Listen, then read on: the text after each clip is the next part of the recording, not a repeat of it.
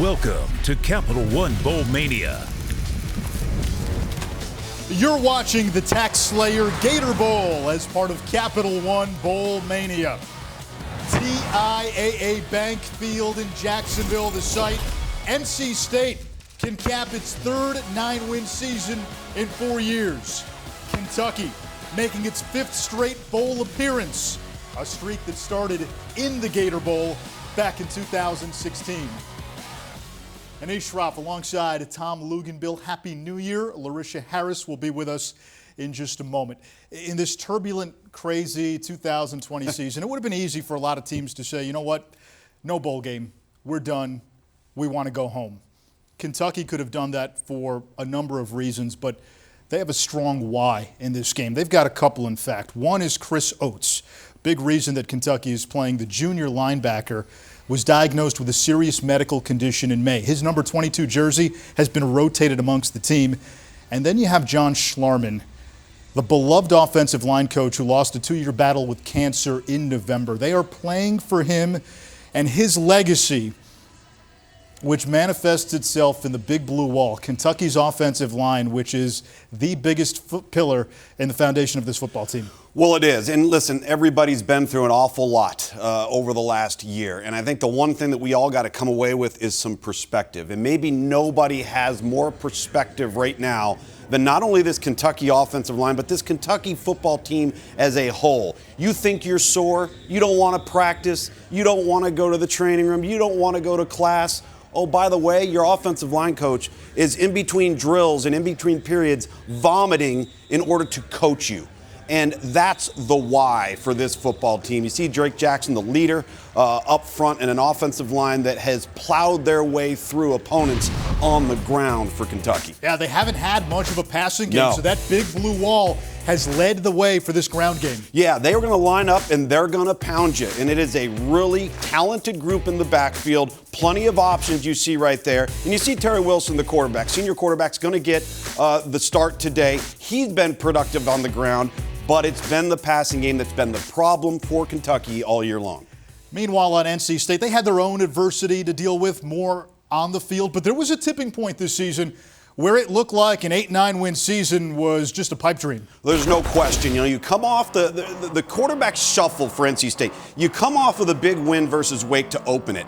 Then you take on Virginia Tech and you're Bailey Hockman, and you just don't play well. Well, Tim Beck, the offensive coordinator at NC State, says, hey, Bailey, I need you to come stand over here with me. We got to start Devin Leary. Devin Leary starts, and NC State gets hot. They do. But then on October 17th, Devin Leary goes down. So now you're looking at NC State, and you're saying, are they going to lose the wind out of their sail? And then Bailey Hockman starts at quarterback, finishes it 4-2, and really led a resurgence through leadership, through not pouting when he got pulled off the field. Very easily could have gone to the transfer portal. Didn't do so. Got his opportunity. 8-win season, looking at 9 for the 3rd time in 4 years for the Wolfpack. With more on Bailey Hockman, we send it to Larisha Harris. Well, guys, Bailey Hockman told me he always knew the type of player that he was. What was missing was that support system. In 4 years, he's had 5 different offenses, 6 different offensive coordinators. However, since connecting with offensive coordinator Tim Beck, he told me that, he's found an offensive flow. Coach Tim Beck has been the one to support him and have his back. It's because of Coach Beck that he now understands the offense in a totally different way. Bailey Hockman might have to do a little more in this game because NC State is down 4 starters on defense, including its best D lineman, best linebacker, and best DB. Yeah, and one of the things about Dave Doran and his staff that they are known for is player development. And they're going to have to develop some players to play in significant roles today. And it's not just Aleem McNeil. To me, the biggest loss is Peyton Wilson. He's the biggest difference maker on defense, maybe in the league, outside of a couple of guys might be playing at Clemson right now. But there's no question that there's some reserves for NC State. They're going to have to make some plays today. Dave Doran, 2nd all-time in wins at NC State. Was this his best coaching job with the Wolfpack? To this date, I think so. And it goes back to last year, Anish. I mean, this is a team that was struggling with injuries and kind of limped into the offseason and then just had a resurgence of confidence. You look at Mark Stoops, I think this is the poster man for how you build a program. You look at the Kentucky administration, how they've allowed him to build and develop. Weren't expecting results yesterday, and as a result, 5 straight bowls. 77 degrees, a slight wind, a little precipitation, and the TaxSlayer Gator Bowl about to get underway. NC State to kick it off, and Kentucky to receive. Trenton Gill sends it away, and Kentucky will bring it out to the 25-yard line. Drake Jackson leads this offensive line. He will wear that number 65 in honor of his late O-line coach, John Schlarman. I'm very excited to wear 65. I got to wear it earlier this year. Coach Schlarman's last game, he watched us play. I was wearing his jersey, and it was a tremendous honor. We have nothing but respect for Coach Schlarman and what he's done for us. And anybody who puts that number on so far has had a really good game this year. So I'm looking forward to having that as a good luck token with me. And we play for him every game. We have for the last 5 years that some of us have been here. He's been the number one person we've played for every week, and that hasn't changed even though he's gone. Fly sweep to Josh Ali. You just got the sense from talking to the folks at Kentucky this week that O-line is going to play some inspired football this afternoon. Yeah, and I think this entire team feeds off of the O-line. They feed off of the emotion of the season. Paving the way for a first down run from A.J. Rose, the senior from Cleveland, ranks in the top 10 in rushing yards all time at Kentucky. A little tempo here for the Kentucky offense. Get NC State on their heels a little bit early. It is a run-heavy offense, and they keep it on the ground. Again to Rose. The quarterback is the senior, Terry Wilson. His story, much like Bailey Hockman's, committed to one school, went to another, junior college, Kentucky. He had adversity with an injury. He's won a lot of big games for Kentucky. He has won a lot of big games. Probably isn't appreciated to the level that he should be, and he's going to have to perform well today. I think Mark Stoops feels like he might need to see all 3 quarterbacks as they evaluate heading into the offseason.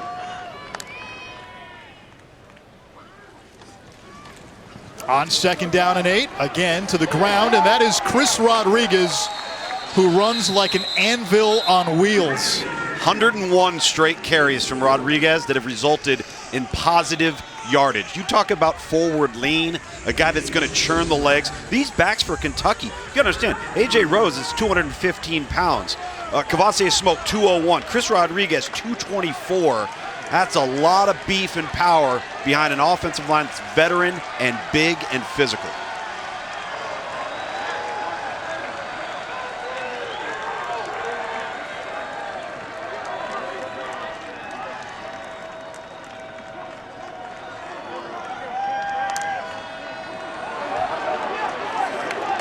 First pass attempt, Wilson over the middle, incomplete, but a flag is down.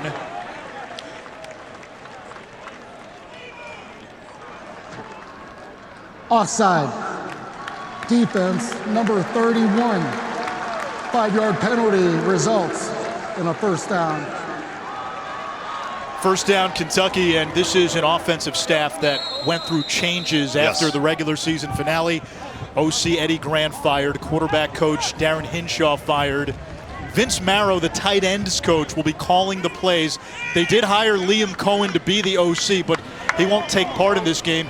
He comes over from the NFL's Rams.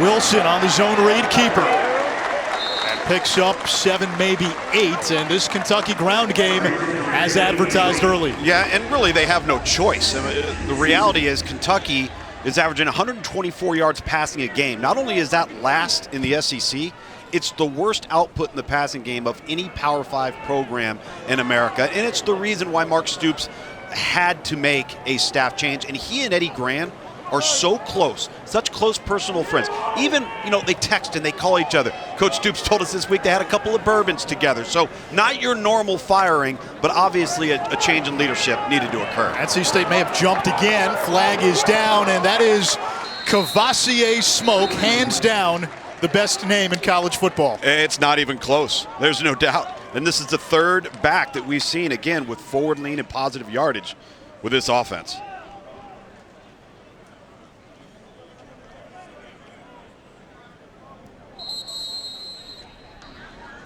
Offside.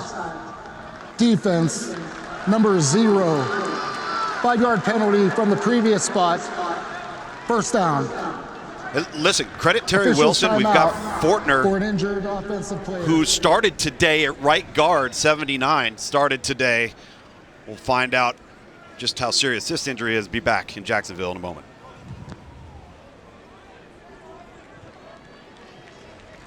We're watching the TaxSlayer Gator Bowl as part of Capital One Bowl Mania. Luke Fortner, starting at right guard today, went down before we went to break.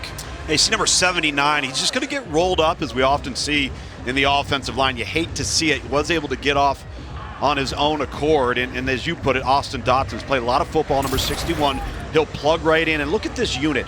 Senior, junior, sophomore. Kenneth Horsey, a great story as well, Anish. Yeah, Horsey, one of 3 recipients of the Mayo Clinic Comeback Player of the Year award. He had open heart surgery before his freshman season. This is a resilient, emotionally mature group, and as a result, I think a resilient, emotionally mature football team that Mark Stoops has on his hands. Ali in motion, Wilson over the middle, wide open. He's got the tight end, Justin Rigg. Vince Marrow calling the plays today as the tight ends coach. He told us the tight ends will eat today.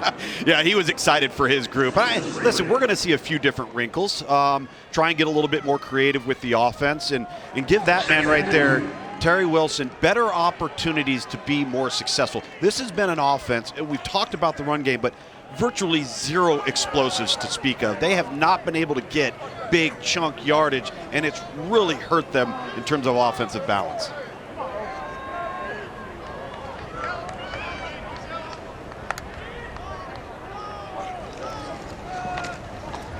On 2nd and 2, Wilson keeps it under duress, and no Northwest passage for Terry Wilson as he's driven out down to Larisha.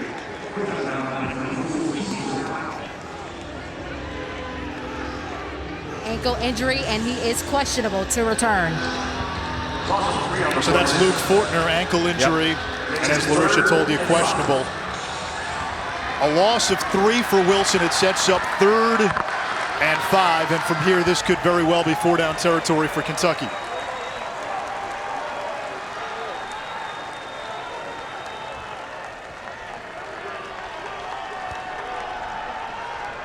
Rodriguez in the game as the tailback.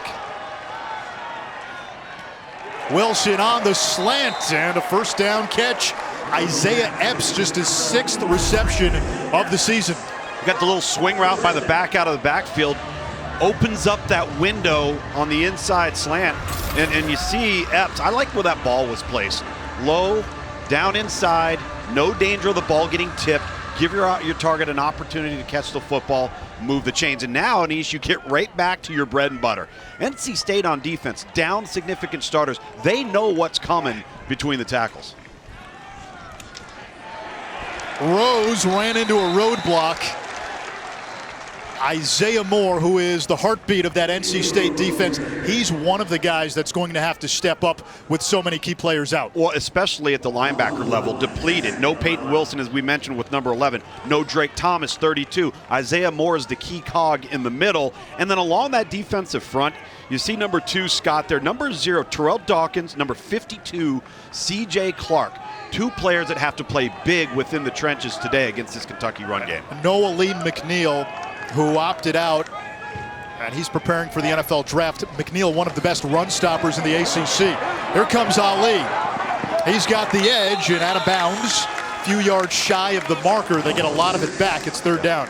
No, it's interesting. It's pound, pound, pound, then get lateral. So now you're so concerned about the inside run game and the counter and the lead, and then they stretch you thin horizontally, get you running sideline to sideline. So far, Vince Marrow, the interim offensive coordinator, tight ends coach for Kentucky, has a nice little plan he's put together, and the passing attempts, Anish, have been simple, easy reads for quarterback Terry Wilson. Yeah, technically that last play goes down as a pass, so Wilson no 4 read. for 4.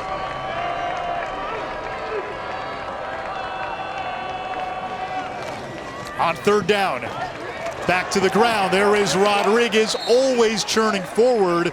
He's going to be a little shy, and it brings up 4th down. I think you go for it. You're in 4-down territory. Kentucky did not come into this game to kick field goals. And they know that they got some mismatches when they go on defense. So keep NC State on the sideline. Let's see what the Wildcats can do. Lean on the big boys right here. That big blue wall, the offensive line for Kentucky. It's become the face of that program and the recent success during this 5-year run. Wildcat Rodriguez, second effort, and I think he got it. Wow. Coming into the game, he had 101 consecutive carries without a negative play. That's the guy you give it to in that spot. It's the guy you give it to, and obviously our Officials timeout for measurement. The first down line's not always 100% accurate on your screen there, but watch the second effort here in that lean. Churning the legs, again, 224 pounds. I like where the ball's at right there on that spot. I'm not so sure that they gave him as favorable of a spot as he probably earned. Again, on first glance, I thought he had it all the way. They will measure. Isaiah Moore does a nice job, and they get the conversion here. Credit that offensive line. Keep in mind, they motioned quarterback Terry Wilson out of the backfield. So NC State knows right off the bat this is going to be a direct snap inside zone. Isaiah Moore, number 1, the linebacker, did a nice job plugging the hole. He actually penetrated the gap, but could not stop the forward momentum of Rodriguez.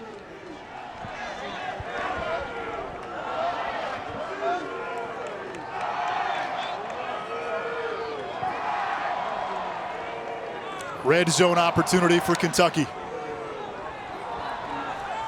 From the 14, Wilson to the air. 1-6. Incomplete. It hits Jakeem Harris, the safety, in coverage against Josh Ali.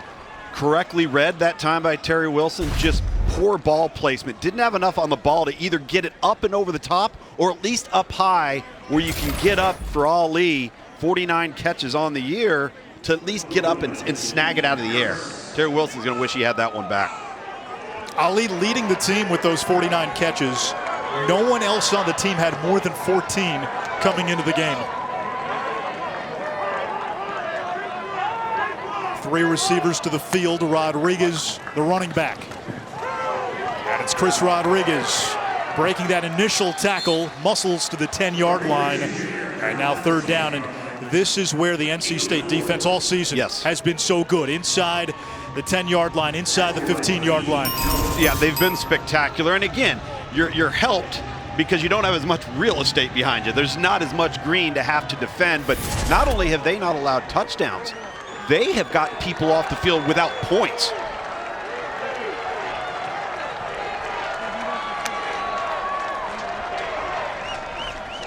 Kentucky needing the 4. Wilson has Ali, and he is devoured immediately by Harris. 4th down. Really nice open field tackle there. And, you know, just take a look at the play clock here. There's almost 6 minutes left to go in the first quarter. This has been a remarkable drive. I think at this point, though, you're too far off. Now you do have to take the points. You've got to kick this field goal here. And again, great open field tackle for NC State defensively. They're just happy to get off the field, Anish. Matt Ruffalo for his career, 8 for 8 inside 40.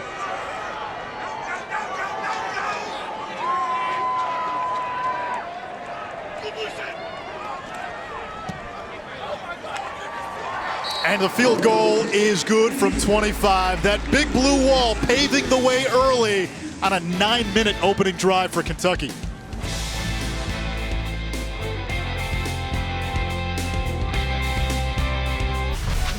The TaxSlayer Gator Bowl, brought to you by TaxSlayer Gator Bowl Play and Win.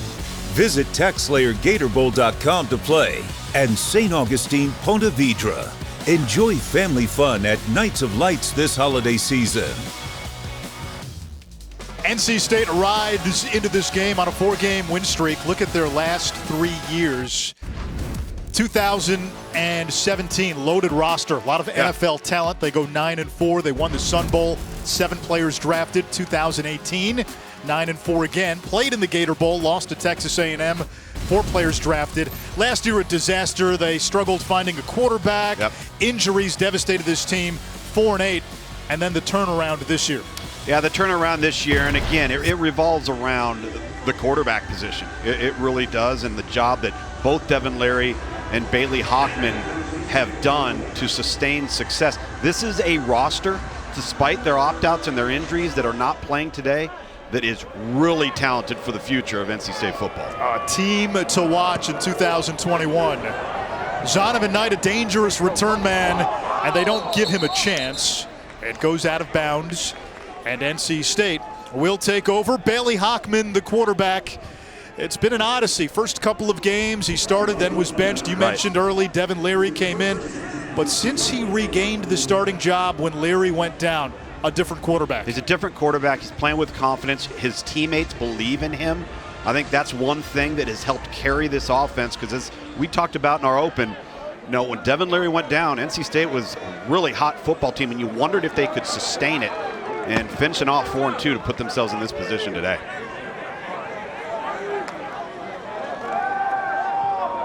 Hockman throws on first down, completes to the outside. It's Devin Carter.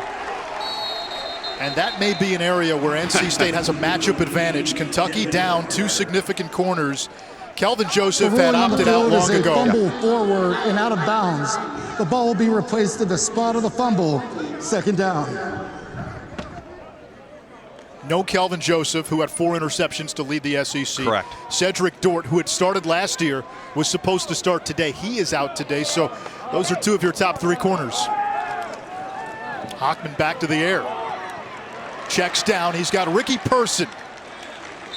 And Person picks up a first down across the 40-yard line. Ricky Person healthy this year. He started every game after missing a ton of time his first 2 years. Yeah, as far as the run game is concerned, NC State and Kentucky are very similar. Powerful in the offensive line and powerful running backs with multiple guys that can play.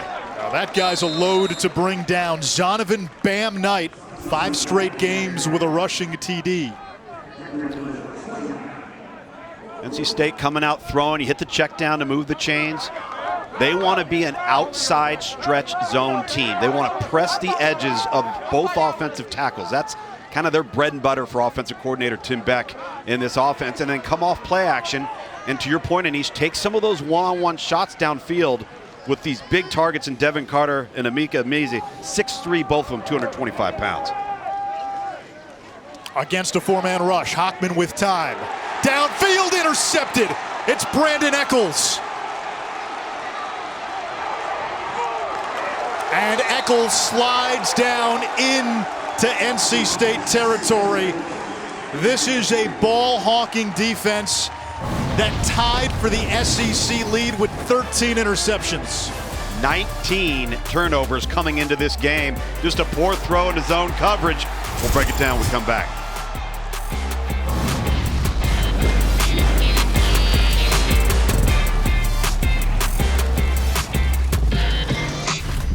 Kentucky on defense is in a quarter-half coverage. The corner at the bottom is responsible for a deep quarter.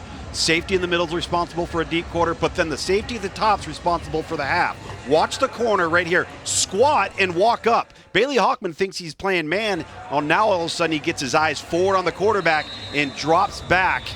And this is just a poor read, and Bailey Hockman not keeping an eye on the squat corner that's just keying the quarterback from the get-go. But that initial step up by the corner, by 26 and Brandon Eccles, gave Hockman a thought that maybe that guy's playing man. He's not going to be interfering with the corner route.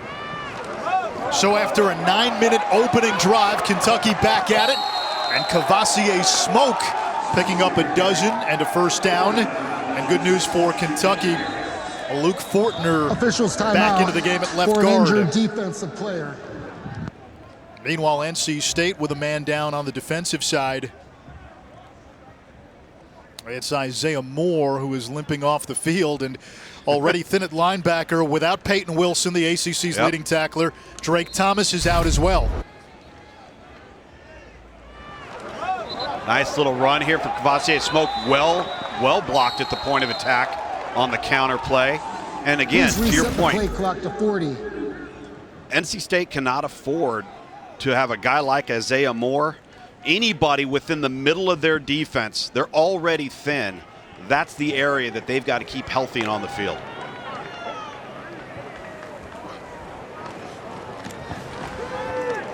Smoke again, and he loses two.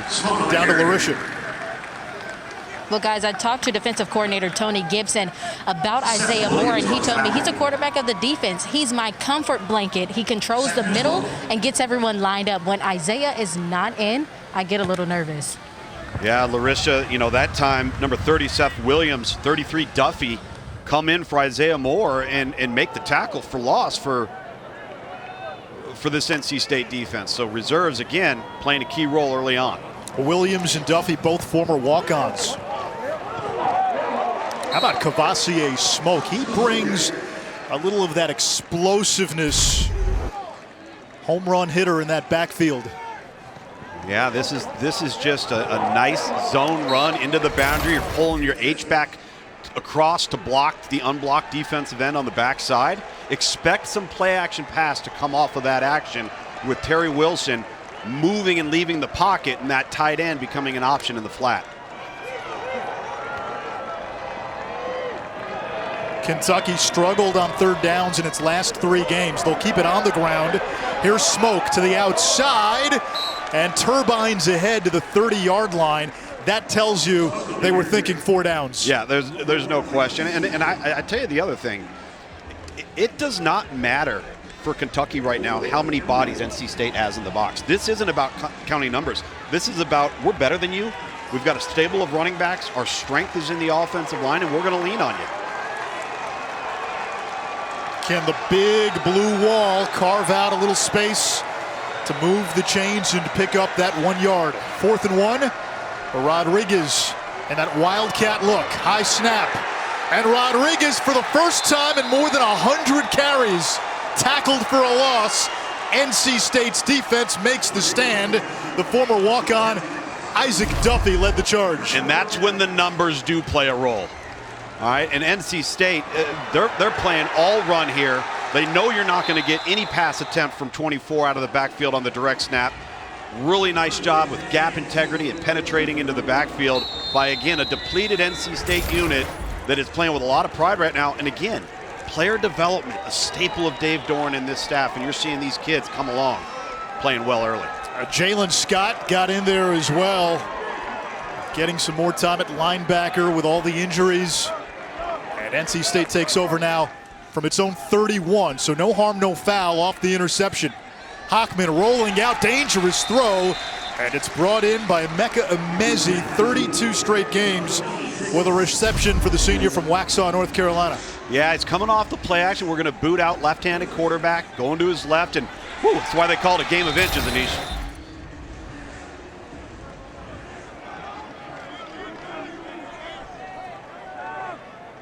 15 yards, a first down, empty look now from the 46. Hockman floats it downfield, incomplete, good coverage by Yusuf Corker, the safety.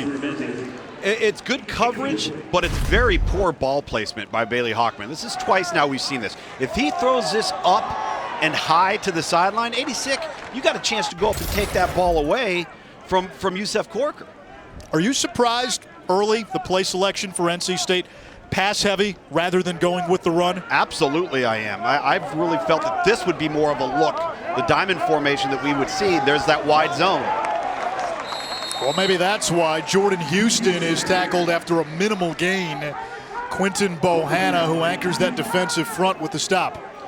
Quinton Bohanna, one of the guys that when you choose to not opt out, you choose to play, and you get another opportunity to add value, he's a guy that's adding value to potential draft stock by playing in a game like this. Another game, another 70 snaps or so on tape. 6'4", almost 360.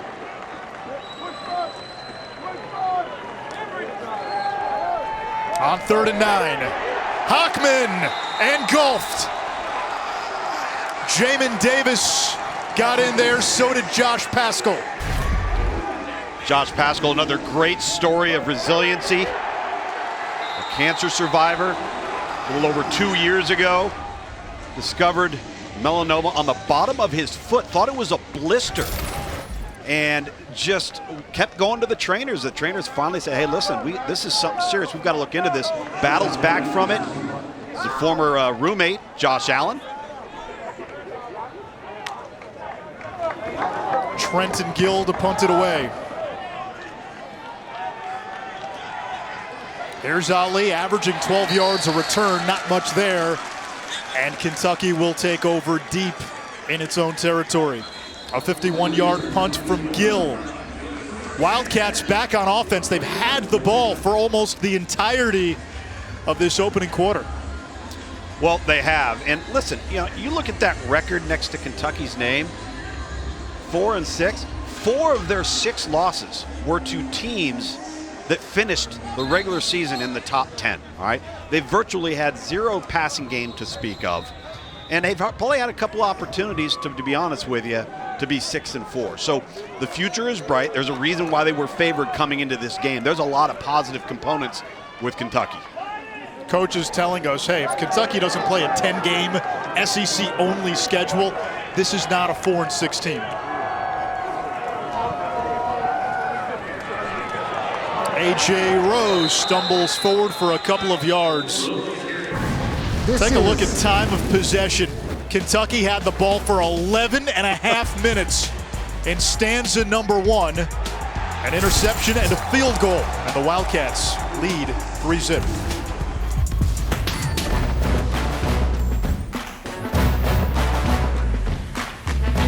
We're watching the TaxSlayer Gator Bowl as part of Capital One Bowl Mania. This was the first bowl game to be nationally televised back in 1955 when Vandy upset Auburn on CBS. Kentucky leading NC State 3-0. The Wolfpack just haven't had the ball. Well, they haven't had the ball, and they haven't had the ball because of this offensive line. The big blue wall for Kentucky, a veteran group, physical, nasty. They are the personality of what Kentucky football is all about. Blue collar, tough, wear you down, pride. It's what John Schlarman was all about, the late offensive line coach. There's A.J. Rose bounding off tacklers and pinballs his way to the 25. And we're seeing this run game. And I want to go back to Eddie Grant, because I think Eddie Grant's one of the finer football coaches coaching in college football. When he was hired by Kentucky, Darren Hinshaw came in, they accomplished an awful lot, okay? This wasn't your normal firing with animosity and all of those sorts of things. In fact, I can make the argument that last year, Anish, when Terry Wilson went down, they put Lynn Bowden at quarterback. Should have been the Broyles Award winner. The entire staff should have won the Broyles Award as a coaching staff, and things just didn't work. It kind of unraveled a little bit, and but the new offensive coordinator is going to be Liam Cohen, as we mentioned, coming over from the Los Angeles Rams. Eric Wolford coming into the offensive line. Former BC coach Jeff Jagosinski has been helping out with the offensive line the last couple of months. As Josh Ali picks up a couple, it's 3rd down. You think about what John Schlarman meant to this team, and especially up front. 45 years old. His nickname was the Great American. And if you've seen the Gene Wojciechowski piece that's run on game day, if you've read, you got to. You have to, and have Kleenex next to you. If you've read the Kyle Tucker story on The Athletic, it speaks to what this guy means to that unit and to this program. And people like that, they don't just go away, they live forever.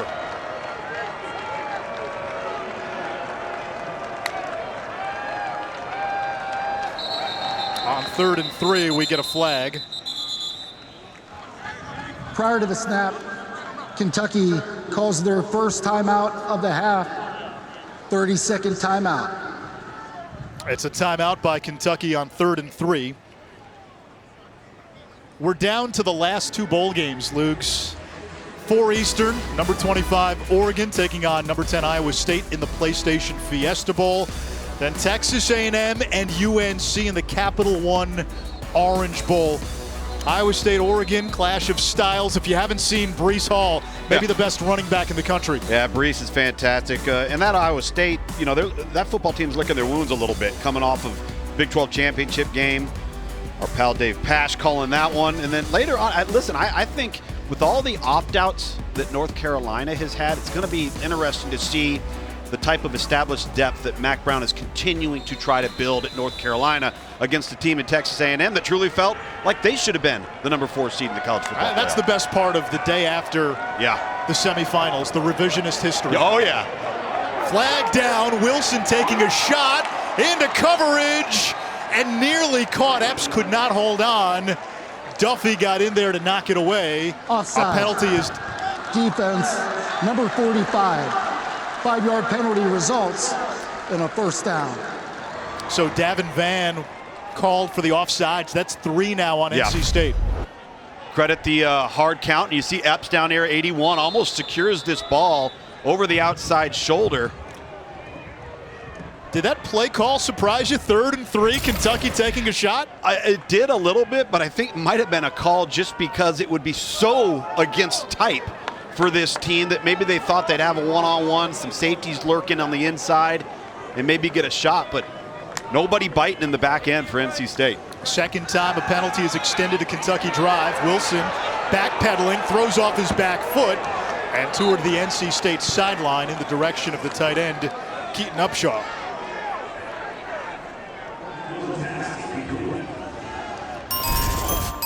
Terry touchdown, 16 wins as a starter, and he's done something only 2 quarterbacks in Kentucky history have, and that is win at Florida and win at Tennessee. Derek Ramsey, the only other one to do that. Jared Lorenzen never did it. Tim Couch never did it. Andre Woodson never did it. He's really been, when he's been healthy, he's been one of the big reasons why they've become competitive and more dynamic on offense. Won a Citrus Bowl too, beating Penn State a couple of years ago. Rodriguez running into that NC State front. Now, we mentioned the missing pieces a couple of times, but it's not just one guy gone in a vacuum. You lose Aleem McNeil, who could eat up blockers. That used to free up Peyton Wilson to make a million tackles. Tanner Ingle was a guy you could blitz with, who could play the run. The guy in front affects the guy behind him, which then affects the guy behind him. And it's down the middle of your defense. It's the heart and soul of your defense, particularly when you're a 3-man front team. Aleem McNeil is a 320-pounder that could occupy people.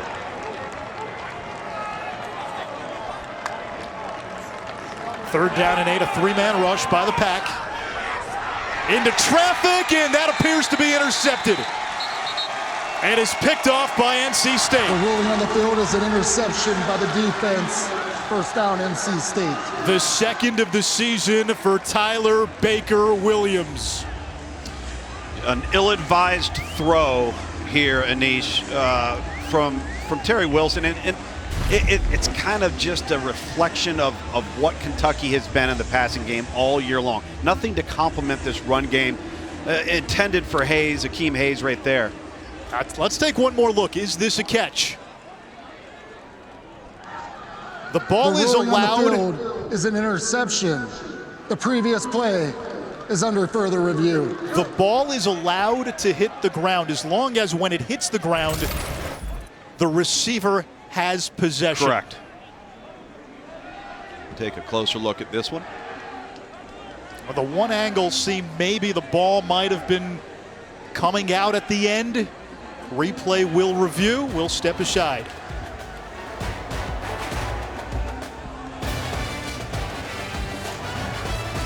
Alabama, Ohio State, the national championship game, Monday, January 11th on ESPN. Anae Schroff, Tom Luganbill, Larisha Harris. Replay overturned this interception, rightly so. Watch the ball hit the ground. Baker Williams does not have possession when it does. Yeah, this is a good call by the officiating crew upstairs. Doesn't take away that ill-advised throw from Kentucky. Got to come up with some production through the air. Max Duffy in trouble, just got rid of it. He was the Ray Guy Award winner last year that goes to the best punter.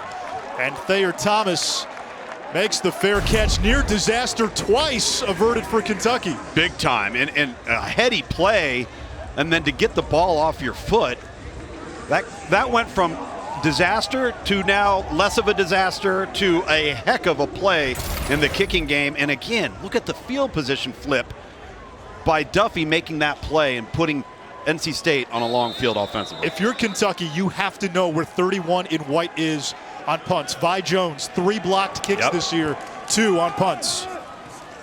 NC State keeps it on the ground. There is Zonovan Bam Knight. He is averaging almost 6 yards a carry this season. 3rd team all-conference running back. And when you look at who's coming back next year, he is going to be the top returning back in the ACC going into 2021. With an offensive line that is really talented and a left tackle in number 79, Ekwonu, who's going to be a future star. So key cogs coming back for the Wolfpack 2021. There's Knight one more time, and it sets up 3rd and 2, and now NC State is going back to its bread and butter a little bit. Which is wise, because they tried to come out and throw it around a little bit, and Bailey Hockman did not deliver in those first couple of series. There's Ekwonu, 79 at the left tackle spot, just a sophomore. He is a mauler, an exciting young prospect. But now, again, let's get back. Kentucky and NC State are not too dissimilar from one another. They want to run it, and they want the offensive line to lead the way. Let's see what they come up with here out of the diamond formation. The strength of NC State's line, the left side. Hockman rolls that way. And able to complete for a first down. Trent Penix hasn't been used a whole lot this year, just his 2nd catch, only has 1 carry. Tim Beck loves the diamond formation and then the ability to bootleg out of it. And that time they leak Penix out as one of the backs out of that diamond formation, and he's just sitting there. Really an easy conversion. Well-designed play for NC State on offense. And that's what the Wolfpack need right now. Put together a sustained drive. Give this defense a little breather. Yeah, there's no question. You've got to keep them off the field. And again, the clock just crushed NC State. No ability to get into rhythm in that first quarter because Kentucky maintained possession of the ball. There's Knight again, twisting his way for a pickup of a couple. 2nd down. Boogie Watson with the stop. I'm a little surprised, though, that with the youth, particularly number 14 at corner for Kentucky, Carrington Valentine is just a true freshman. And with the size and the ability on the outside, when they have chosen to throw the football, they haven't just tried to pick on some guys, pick some spots. But I do like that they're getting back to the run game here. Hockman sets, now moves his feet, and completes to the near sideline. Dylan Autenreith, kind of one of the unsung heroes of this offense, is that fullback, H-back, tight end sometimes. Yeah, and they've got a bunch of them, and they're all big kids. I mean, they're all 6'7", 6'5", 6'4". A lot of ability, and especially when you get a couple of those guys on the field at the same time, it creates some real mismatch problems. NC State, a very respectable 44% on 3rd downs this season. Kentucky showing pressure. Here comes the blitz. Hockman gets rid of it. Dangerous throw. And it's 4th and 5. And I'm not sure what they're trying to set up here. It looks like the underneath crossing route right here on a mesh concept. And on 14, Rooks does not continue across the field. Porter Rooks has got to continue that. He's settled as if it was zone. So that's on the receiver. Yeah, it's on the receiver, but there's just a miscommunication, and the accuracy for Bailey Hockman has not been there. His footwork's been poor. When he's been at his best, it's when they've moved the pocket in the naked game, but from within inside the pocket, he's off kilter. So Gill to punt it away to Ali.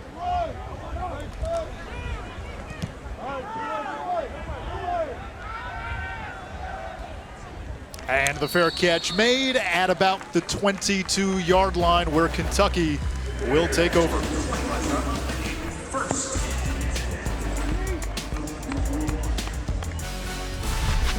The TaxSlayer Gator Bowl, brought to you by Visit Jacksonville. Go to visitjacksonville.com to see why vacationing is easier here in Jacksonville. The 2003 Gator Bowl, the final chapter of that 2002 NC State season, the best in school history. A school record 11 wins, Phillip Rivers leading the way, and they stymied Notre Dame 28-6 in Rivers' final game. Had some trick plays. NC State's got a rich history in the Gator Bowl, but that moment, that's the biggest win in school history, and shockingly, That is the only 10-win season in program history. Well, and you think about that 4-year run that they had with Phillip Rivers out of Athens, little Athens, Alabama. Everybody's recruiting him to play tight end. He goes to NC State for Chuck Amato. The rest is history. Still playing. Josh Ali ambushed in the backfield. Vi Jones along with Savion Jackson back there. Anish, I've been really impressed with the adjustments made within the front by NC State. What did they do? Well, I think what they've decided to do is they've slanted some to the field. They've kind of got a beat on when Kentucky's on a hash. They kind of got a sense of where the ball's going, and they're slanting to that side of the field with their front. So generally a 3-man front, but they've been really good with gap penetration. Isaiah Moore, number 1, went out. Remember, the middle linebacker. So Seth Williams, as a redshirt sophomore, listed 3 on the 2 deep, and he's made a lot of plays. Rodriguez into the secondary, bulldozes across the 30 for a first down. I was just about to say, with Moore out, you're down your top 3 linebackers, and Chris Rodriguez, once he got past the D-line, he wasn't going to be stopped. And that one was on Jalen Scott, number 2, who plugged the wrong gap. He went to the A gap. He was responsible for the B gap. That's the gap between the guard and the tackle. That's exactly where Rodriguez shot through.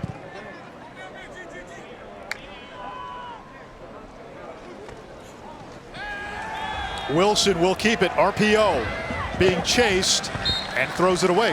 Larisha. Well, guys, I had the opportunity to talk to Chris Rodriguez, and he told me that when he was in elementary school, he actually played center. Yes, center on the offensive line. But he got injured, and then his brother sort of took over at the center spot. So that's when he switched to fullback, and then his coach felt like he would do good. And then he switched over to running back. But he told me when he played center, he learned a lot in that position, and he learned what it actually meant to be on the line and how to block. You know who would have loved him on the offensive line? Jamie Chadwell at right, Coastal Carolina. He fits the measurable dimension. Coastal center is 5'9", 280, thereabouts. Yep. A.J. Rose, open sesame. It's a foot race with Duffy, and Rose out of bounds after a huge pickup. 47 yards. Well, Anish, now we look like we're right back in the first quarter of the opening Kentucky drive, with Kentucky doing anything they want at the point of attack in the run game. After the last 2 series saw NC State really shore things up. Now they are getting gashed with a penalty flag to follow. A penalty marker is down. Kentucky has not been penalized yet. 3 on NC State, all offsides penalties.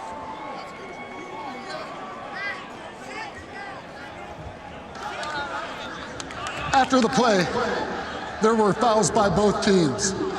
Unsportsmanlike conduct. Offense, number 80, that's his first. Unsportsmanlike conduct. Defense, number 13, that's his first. Those fouls offset at the dead ball spot. It's 1st and 10. So Tyler Baker Williams for NC State and Brendan Bates, the tight end for Kentucky. Dave Doran's second winningest coach in NC State history, behind only Earl Edwards. Other sideline, Mark Stoops only trails Bear Bryant at Kentucky in wins. Yeah, the job these 2 guys have done, and the state of the program when they both took over. It's a great example of things don't necessarily happen overnight. You don't wave a magic wand, but if you build it and you have patience, you can build a winner long term. Cavassier Smoke with an opening to the outside and lunges forward inside the 5-yard line. The Kentucky run game picking up. Again, number 2, the middle linebacker there, and Jalen Scott has really struggled leveraging the football and being where he's supposed to be, and Kentucky's got a great feel now to that left side, taking advantage of, again, a depleted front 7 for NC State. 142 rush yards for Kentucky, just 4 for NC State. This, though, is where the Wolfpack defense has been so good. Yep. On goal-to-go possessions, only giving up a touchdown 41% of the time, almost a quarter of the possessions empty. But not this one. Rodriguez in, for the first touchdown of this TaxSlayer Gator Bowl.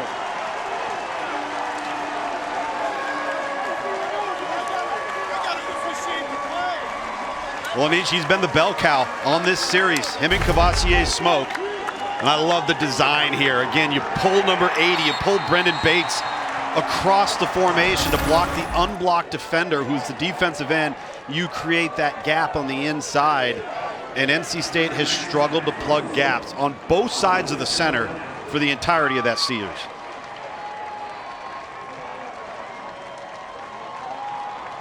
Chris Rodriguez came into this game with 3 straight 100-yard games, not consecutively. Missed the Alabama and Florida games due to COVID issues, as the PAT by Ruffalo is good. It was the running attack, the big run by Rose. Smoke got him inside the 10. Rodriguez finishes the drive in style.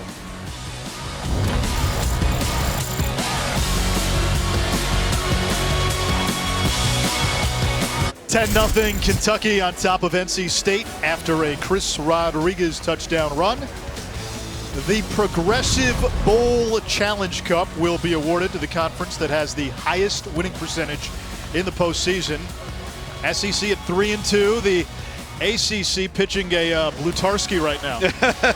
0.0. The interesting thing about this is bowl games. Number one, it's an any given Saturday scenario. Number two, all right, it's all about matchups. What's the matchup do you get? Do you get a favorable matchup? Do you get one that's not favorable? And anything can happen in a bowl game. I don't know if it's necessarily a reflection or an indictment on any conference. Also, and I know I don't want to get you on a rant right now, but who's playing and who's not playing? Sure. Well, yeah, obviously that's going to play a big role. I can tell you one thing. This guy better start playing better, because what Kentucky has now done with NC State's inability to run the football. NC State has 4 yards rushing right now, -9 because of sacks from Bailey Hockman. They don't want to be in a position where they have to rely on the passing game to bring them back into this game. Kentucky's completely dominating it, especially on the ground. NC State's got to get back to what brought them here: balance, complementary football in the play-action passing game off of a strong run game. Jordan Houston is the running back. He's a scat back, gets it on the screen, and Jamin Davis with a great tackle in space, no gain. Bailey Hockman, it's been an odyssey for him. Originally committed to Georgia, ended up at Florida State, transferred to junior college, came to NC State last year, got a shot, faltered, as he hands it off, and Houston appears to have a first down. He opens this season as the starter because Devin Leary was in contact tracing and really didn't have twice a full fall camp. So you don't have spring ball. You've got a new coordinator in Tim Beck that's never seen Devin Leary throw. So you have the situation at Virginia Tech. He pulls Bailey Hockman and says, I've got to see something from Devin Leary. Amezi. And takes the bubble screen close to the 40. And just to kind of continue the path of the journey of NC State football. We've got a flag here thrown late.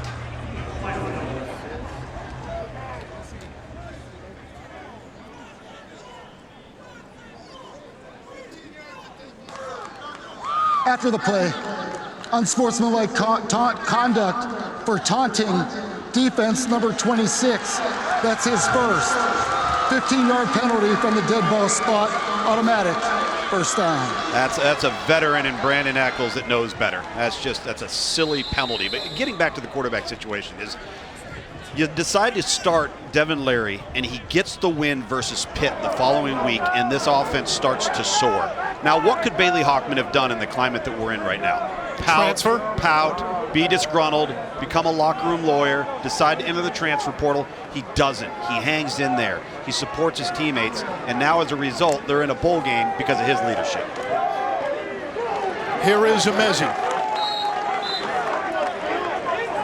NC State has had a future NFL quarterback at the helm in 10 of the last 13 seasons. Right. Now, Hockman isn't Russell Wilson or Mike Glennon or Jacoby Brissett or Finley, but you have to give him credit the way he did steady the ship down the stretch. I know the schedule was softer. He's got plenty of time and has to throw it away. Great coverage downfield. We have a flag. There was a there goes the season sort of gasp from the NC State fan base when Devin Leary got hurt. We all felt it. We really did as we await this penalty because they had gotten hot. We're playing such good football, Anish. And this is a full-blown board meeting. There is no foul for an ineligible player downfield on the pass. The quarterback was legally grounding the ball, allowed by rule. It's third down. Nice job by the officials. Of course, the ball is thrown out of bounds and past the line of scrimmage as well outside of the pocket. You know, I think that this guy is a sufficient player. All right, is he going to be an elite player? Is he going to do things that you sit there and say, hey, we can win every game because of this guy? Maybe not. But Devin Leary and this guy make for a formidable duo at quarterback. Big third down for the Wolfpack. Play clock expires and a delay of game. Delay of game. Offense. 5-yard penalty. Third down. Larisha spoke about this in her opening hit. You also have to give Tim Beck a lot of credit, the offensive coordinator, for what he's done with Bailey Hockman and putting him in the right spots. And Hockman, again, the confidence level is higher. Sure. He was telling us, his teammates, believing in him, feeling that he's really the #1 quarterback, which he didn't feel at the beginning of the season. No question. 3rd and 13 after the penalty. 4-man pressure with a spy, and Hockman delivers a strike. It's Thayer Thomas, who's had some huge games down the stretch. 9 catches against Syracuse, 11 against Florida State. Yeah, he's their slot guy. And now you're getting a little tempo. You get the first down.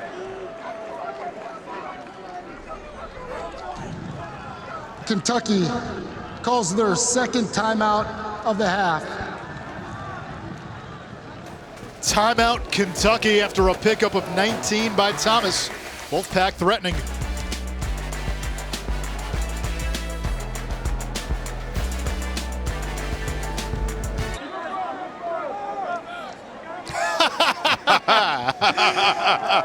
I've got tight suit fitting envy, Matt. And slipping down is Jordan Houston. Second down. Well, Steve Sarkisian, by all reports, heading to Texas. What do you make of that? Well, listen, if you're going to make the move they're going to make, you've got to have somebody in line. You've got to be ready to go, and it better be a splash guy. So, in my opinion, Sark has rehabilitated himself both personally and professionally. We know scheme-wise what he's capable of putting together. The question is, how quickly can you get that level of player on offense that he's got at Alabama at the University of Texas? It's been a hard job the last few times out. Charlie Strong didn't get much of a leash. I thought Tom Herman would for sure get one more season. Houston on third down is stopped. Big number 50, Marquand McCall, 6'3", 380. Yeah. That is Gibraltar that moves. Look at him in the middle. Oh, my goodness. Oh, those are those plays that you've got to get a note from your mother to play on the offensive line. If you're at NC State, I mean, talk about leverage and upper body strength, snap quickness. Wow, here we go, fourth down. 4th and 1, traditional I. And surging ahead is Person to move the chains. Huge conversion here in the final 3 minutes of the opening half. Yeah, and listen, the confidence that I think this offense gained on that 3rd and 13 conversion in which Bailey Hockman finally made a play in the passing game to Thayer Thomas in the slot has kind of energized this offense. They've got to come away with some points. They have not been held scoreless in the first half, NC State, all season long. So credit Kentucky. NC State's got to get on track with some rhythm, and they've got a nice one going here. Kentucky, a top 30 red zone defense nationally. Person is thrown down. Boogie Watson in the backfield. Double-digit TFLs on the season for the senior. Yeah, that's his 10th. You just see the pursuit from the backside unblocked, and And you get a sense, you watch this Kentucky team and you look at them going, these guys are pretty good. Yeah. You know, these guys are pretty good. They got depth and athletes, and really where Mark Stoops has upgraded this program is in the trenches on both sides of the ball. That's the difference between the new Kentucky and the Kentucky of old. Hockman slings it out to Thomas. Incomplete. It hit the ground. Actually, that's Kerry Angeline, the tight end. 3rd and 13.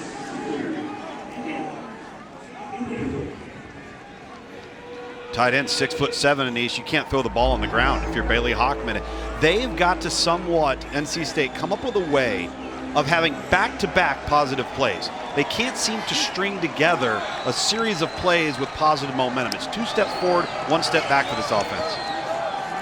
Hockman on the move, looking for an escape route, and now just throws it away. Kentucky's coverage, even being down a couple of bodies in the secondary, has really made Bailey Hockman look and look and look, and nothing's there. We've seen that a few times. There's nowhere to go with the football, and you see Tim Beck, the offensive coordinator, really frustrated with, really, it looks like his signal caller there in Ben Finley, the freshman, brother Ryan Finley, and something wasn't coming into the game correctly. And you see Tim Beck, I love that. Put your arm around your quarterback. Let's have a little talk. Christopher Dunn on for the field goal. He was a little erratic in warm-ups. He's been pretty good on the season, though. 12 out of 15, this from 40.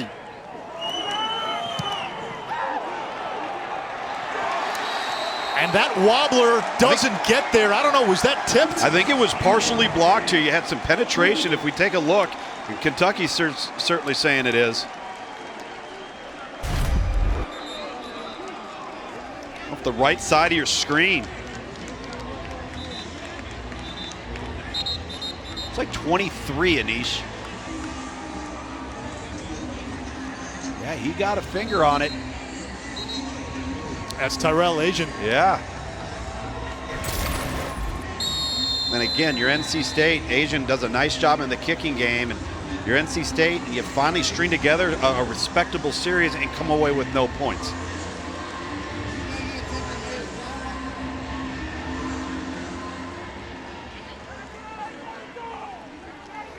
This Kentucky defense, the numbers were skewed a little bit, let's be honest, because of who they played and the schedule.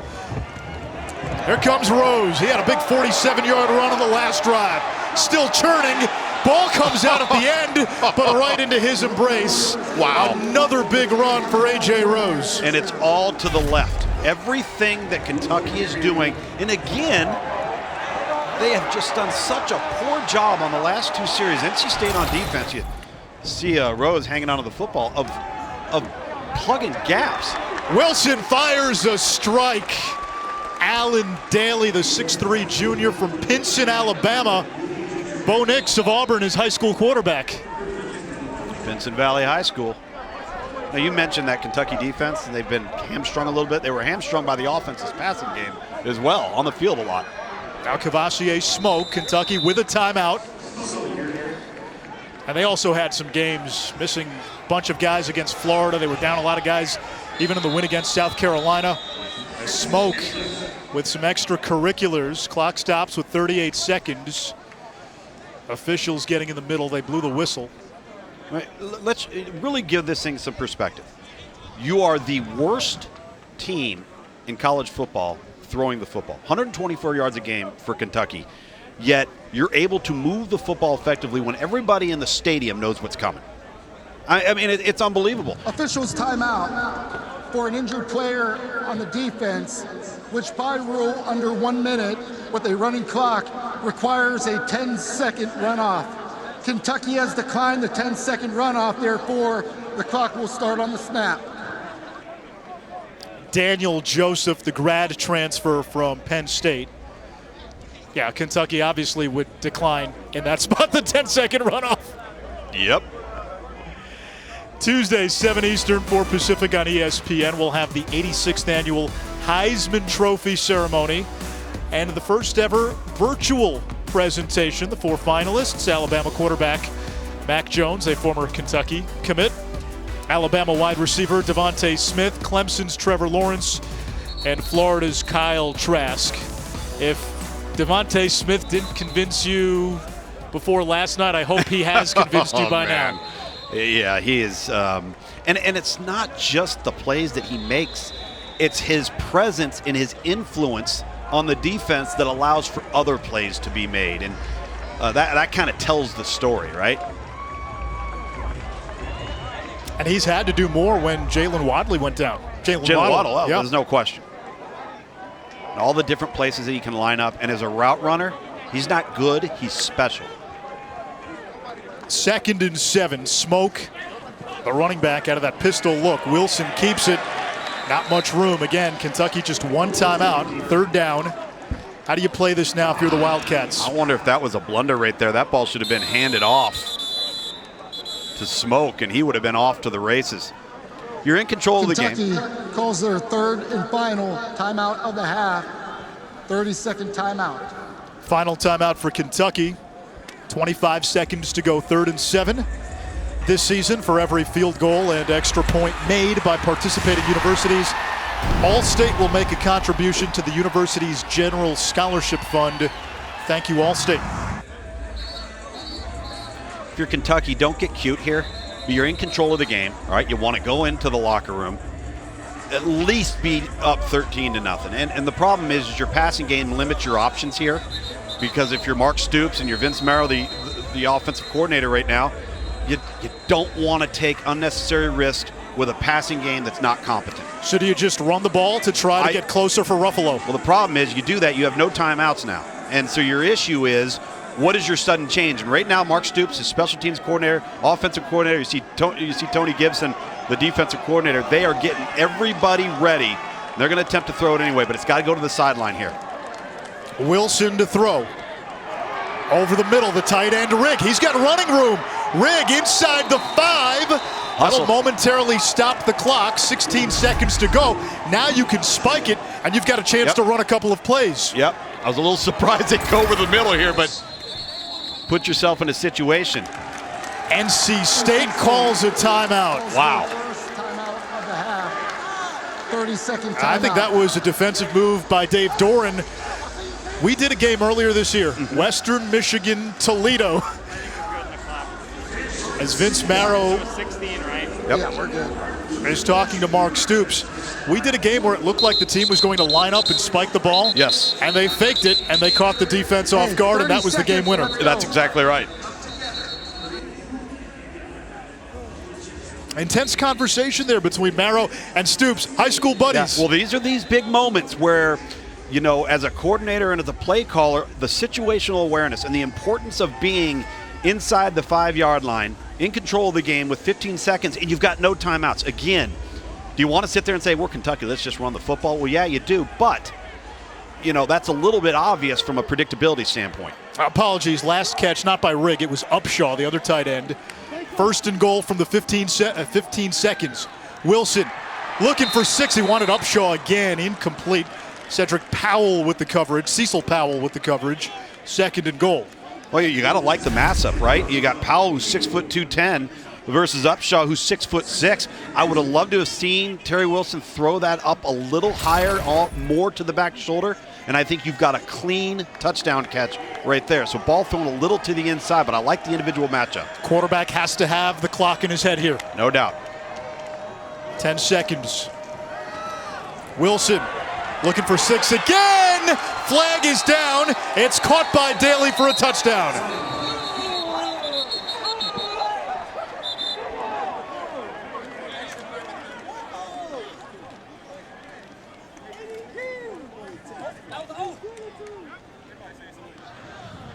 Illegal formation, offense, 5 men in the backfield. 5-yard penalty from the previous spot. 2nd down. Now you got to kick it here, right? Yeah, just an absolute killer. And credit Terry Wilson. You don't have great ball placement on the previous throw, and then you just throw an absolute dart in the only place it could have been thrown, and now it's negated because you didn't line up correctly. And again, those important situational moments in the red area, the clock's against you, you have no timeouts. You can't be a team that doesn't line up right. That's why Mark Stoops is going nuts on the sideline. 26-yarder for Ruffalo, who has hit today from 25. Perfect inside 40 for his career. And puts it through. A couple of seconds left on the clock, 13-0. And it appears we have another flag.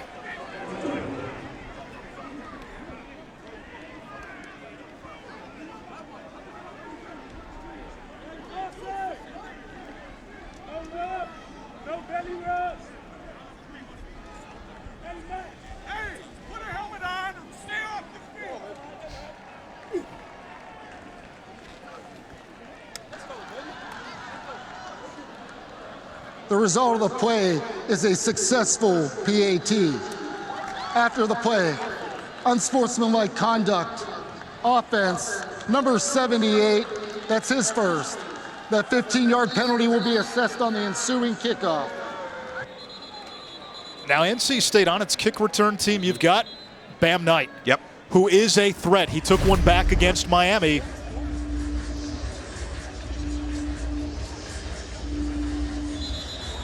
Right there, 78. Come Nick on, Lewis. fella. Be better than that. The redshirt sophomore, and you're from Jacksonville, young man. Come on, represent. So Kentucky off this kickoff, are you just squibbing it? Well, if you remember the previous kickoff, because of Bam Knight, they decided to pooch it up into the corner. I would probably elect to do the same thing here because from a time perspective, even if that ball goes out of bounds on you, you're okay if you're Kentucky in the kickoff unit.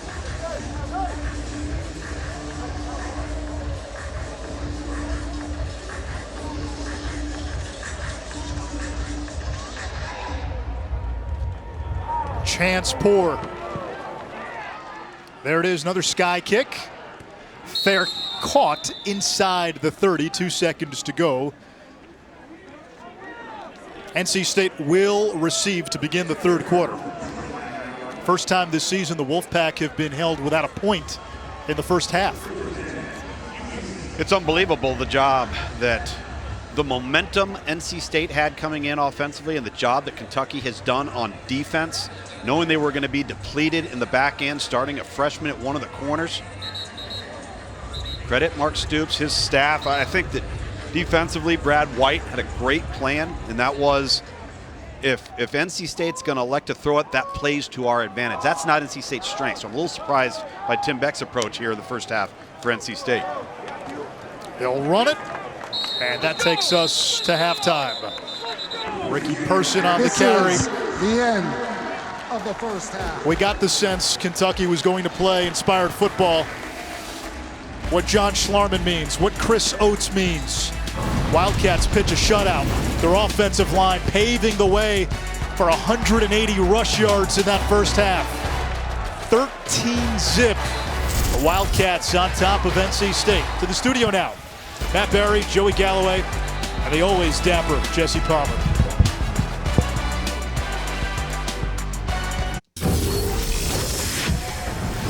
This is Capital One Bowl Mania.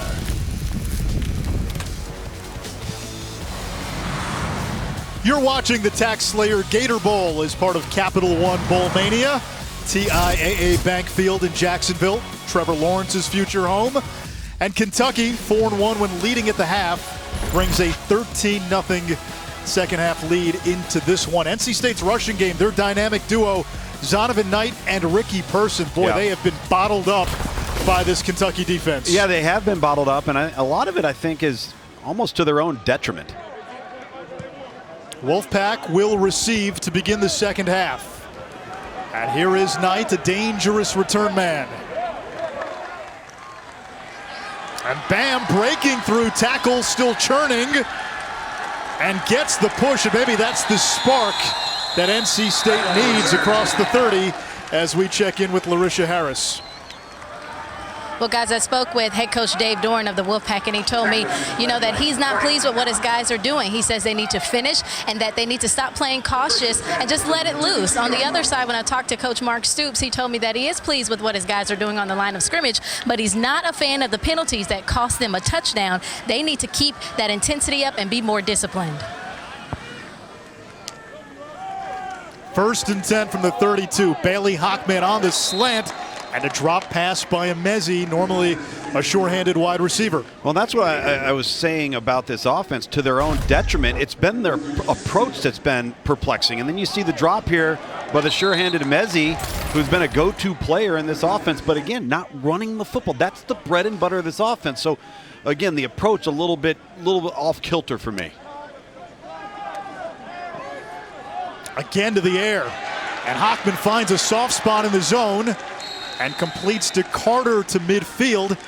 How much of tempering that run game has to do with Kentucky's defense? Well, I think it's probably considerable, but you at least got to attempt, right? And they're going to run it to the perimeter here.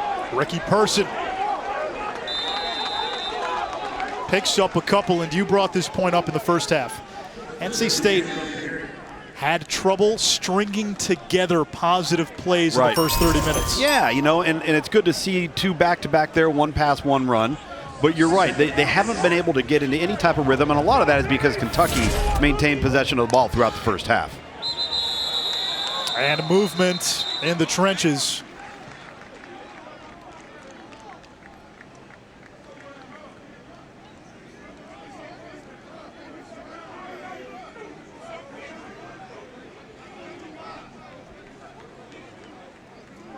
And the question's going to be, Anish, did the jump on behalf of the Kentucky defender cause the false start in the offensive line for NC State? Offside. Defense, number 92. He came into the neutral zone, causing an offensive player to react. That's a 5-yard penalty, second down. Phil Hoskins, the senior from Toledo. He's a sixth-year senior, and he has said on the record he is considering going on the Van Wilder program and coming back for a 7th. Boy, I'd love to have an extra year of eligibility. Zonovan Knight with a first down and then some.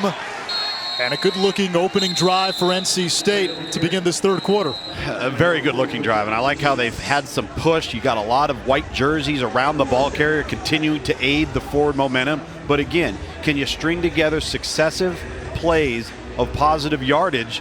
And it's not just going to come through the air for this offense. I think Kentucky looks at NC State and says, hey, keep throwing it. We'll do that all day. We just can't allow you to run the ball on us.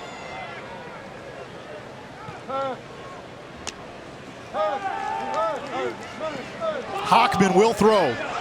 And off the hands, Carter was wide open. He missed him.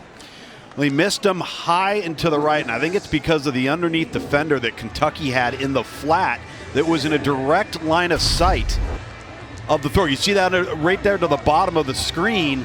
So he has to throw it up and to the right. You see 15 right there in the secondary, and that was a big problem for the throw for Bailey Hockman. Yeah, Jordan Wright, the linebacker, in that line of vision.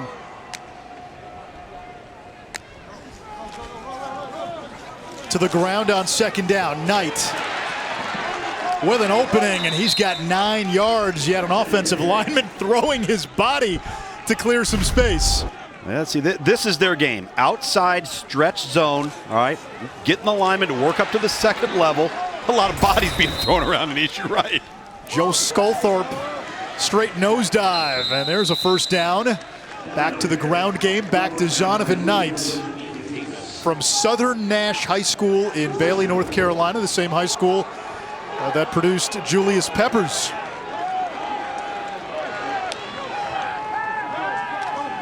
Hockman pumps, has time, double pumps, now checks down. Emezi out of the ambush and able to pick up positive yards. Boy, Emezi bailed them out right here. This could have been a huge negative play. Officials timeout for an injured defensive player. Officials timeout, there's an injured Wildcat.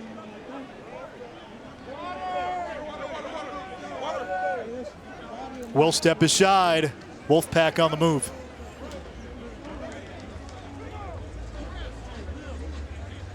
I think it's Phil Hoskins. Yeah, is that night?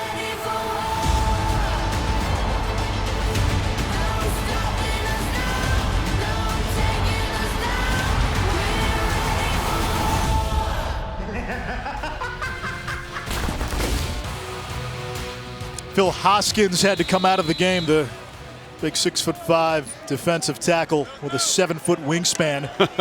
2nd and 8. NC State. Hockman back to the air and airmails Carter again. And then Carter with a shove on Eccles. And Eccles has watched some soccer during quarantine. Apparently. Oh boy. Having to resuscitate him. Devin Carter, young man, what are you doing? What? There's no reason. Your team is in scoring distance. Well, what caused it? I mean, The result of the play is an incomplete pass. After the play, unsportsmanlike conduct. Offense, number 88. That's his first. 15-yard penalty from the dead ball spot. It is 3rd down. So you've now backed the ball up from the 23 to the 38, effectively taking you out of field goal range. yeah, absolutely. And on a mental penalty that really was, to be honest with you, unprovoked. The contact happened during the course of the play. And I think Mark Stoops will be addressing some of the post-play shenanigans. Is Eccles enrolled in the School of Drama, by the way? If he's not, he's taking it next semester.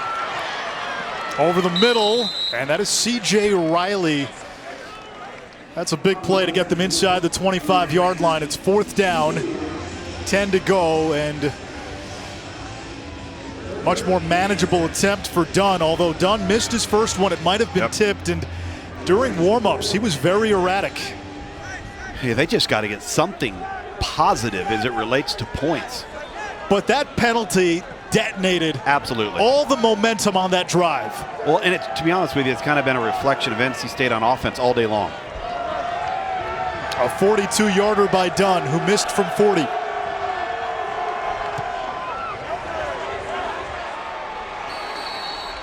And he missed that one. So whatever was going on in warm-ups with what is usually a pretty reliable kicker has carried over into the game.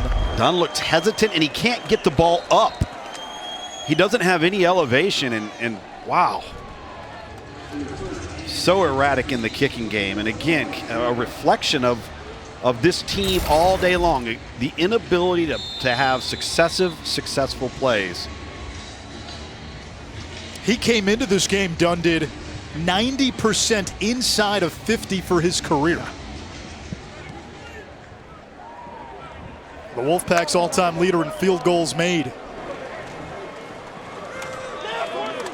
A.J. Rose, 100 yards rushing in that first half. He and Chris Rodriguez went for over 100 last time out against South Carolina at the beginning of December.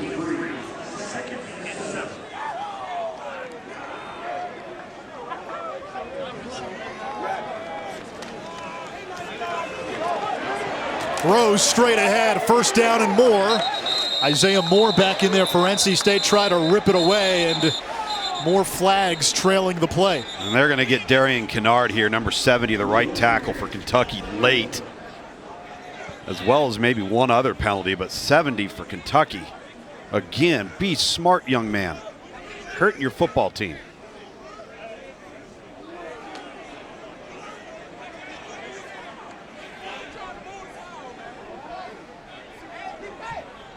Temper starting to flare.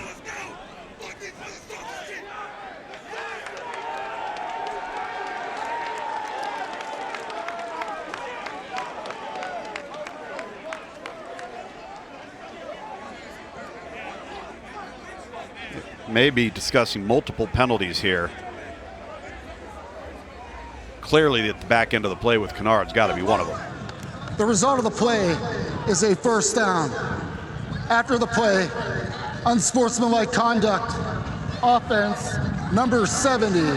That's his first. 15-yard penalty from the dead ball spot, and it's 1st and 10. What took so long to determine that? It was a pretty easy call, but you just see the block in the back of the NC State defender, and that's Isaiah Moore, who missed most of the first half with an injury. Middle linebacker from already a depleted position for NC State. The only silver lining there for Kentucky, it was a dead ball penalty. Right. So the play counts. You're just pushed back in terms of yardage. It's still 1st and 10. Chris Rodriguez bouncing it to the outside and falls forward like he usually does. A gain of 2. Rodriguez must feel fresh because he's splitting time with A.J. Rose and Cavassier Smoke gets in there. Yep. In high school, he had a game where he carried the ball 51 times and ran for almost 400 yards. In a game. With 12-minute quarters. That's right. Wilson, a low throw, and it's brought in by Epps. Have you ever thrown it 51 times in a game? Yeah. Sure. Yeah, I mean, that part of it ain't as physical as the 51 touches. What was the final score? I can't even remember. It was so long ago. I'm old, Anish. 3rd and 2, Kentucky. Let's see if they can rely on this big blue wall, that O-line up front one more time.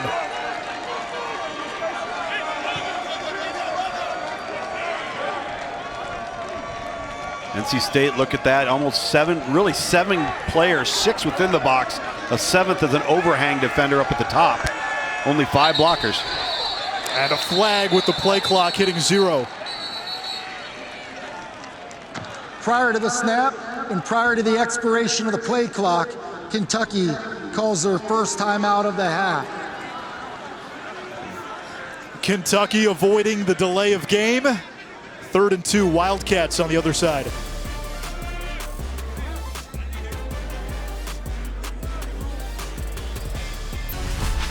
The TaxSlayer Gator Bowl, brought to you by Florida's enchanted Amelia Island. Come make memories. Some of the accomplishments for this Kentucky senior class, a 19-man class 2 years ago, helping Kentucky to a 10-win season and winning SEC record, first time since '77. Snapped a 31-game losing streak to Florida. Won at Tennessee for the first time since '84. 5 wins against ranked teams, and today seeking a 3rd bowl victory. Terry Wilson, the quarterback, got hurt last year, but he's a big part of the accomplishments of that 19-man group. No question. And really, you got to credit former coordinator Eddie Grand, Darren Hinshaw, for their influence on those teams. Rodriguez taken down in the backfield by Baker Williams, and that is no small thing. Rodriguez had 100-plus carries consecutively without negative yardage. That's twice today NC State's gotten him for a TFL. Yeah, no question. And you can tell NC State's to the point now where they're saying Kentucky just can't throw it. So we're just going to line up in the box, and we're going to dare them to go downfield on us. Max Duffy, 27-year-old Australian. Watch for 31 in white. Vi Jones, 3 blocked kicks this year. And Duffy, the Ray Guy Award winner from last year, sends it to Thayer Thomas. Fair catch made inside the 25.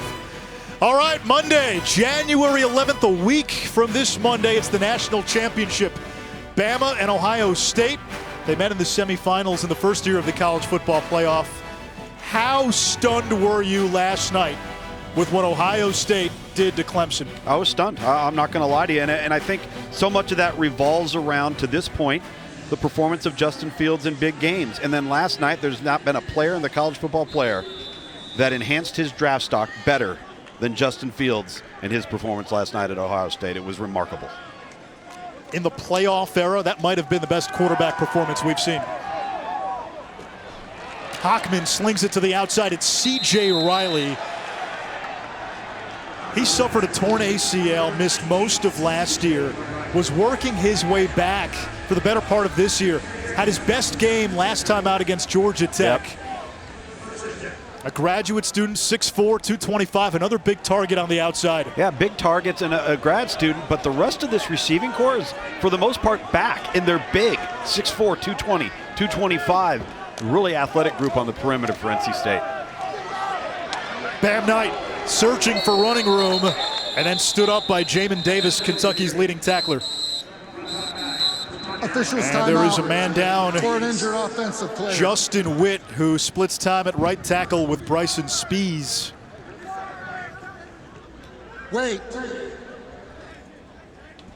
NC State really only plays 6 on that O-line, and Right tackle is the one area where you see backups. It's Spies or Witt, and that's Witt who is down for Dave Doran's team.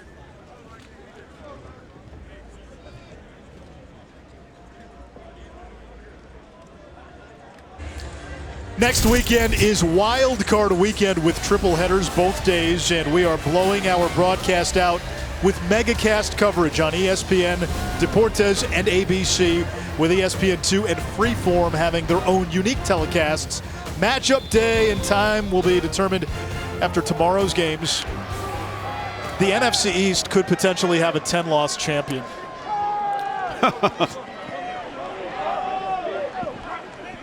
Low throw to the sideline, scooped up Porter Rooks.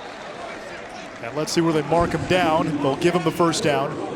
Think about that. We could have a team from the AFC with 10 wins not make the playoffs. Yes. And we could have a team from the NFC East with 10 losses make the playoff. And what, get top 5 pick? Keon Lesane, second catch of the season. NC State using some of its receiver depth. Well, that's not good as Witt is getting carted off. That's why play was stopped earlier. Yeah, they were so excited to get him back into the lineup. And movement up front.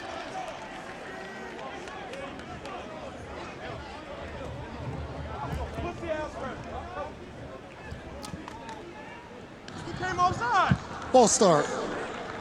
Offense number 71. 5-yard penalty, second down.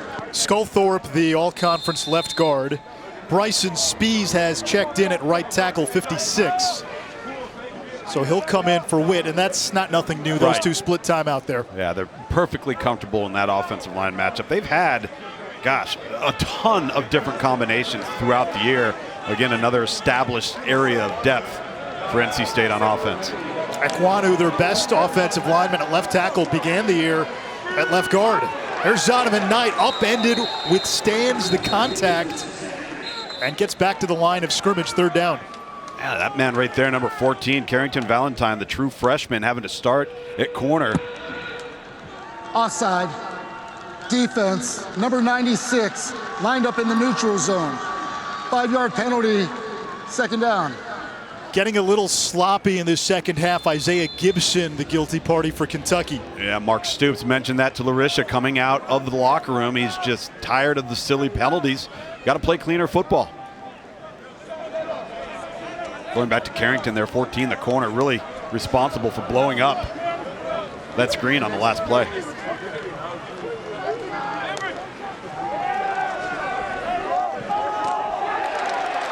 Hockman's pass is batted down. It looked like Bohanna. Bohanna again with the leverage, the power at the point of attack, and then gets his big paw up there to deflect the ball. When you look at Kentucky inside, all right, they're 6'3", 380, 6'4", 360, 6'5", 315. I mean, these are some massive human beings, and they've got depth. And they rotate guys in there. It's a load to handle between the tackles. Multiple mountains, and all of them ride. 3rd and 5. Hockman has an open receiver. It's Lesane bouncing off tacklers and takes it inside the 25. So Keon Lesane had 1 catch all season, has 2 on this drive. Yeah, that was a very impressive play. And Officials timeout for an injured defensive player.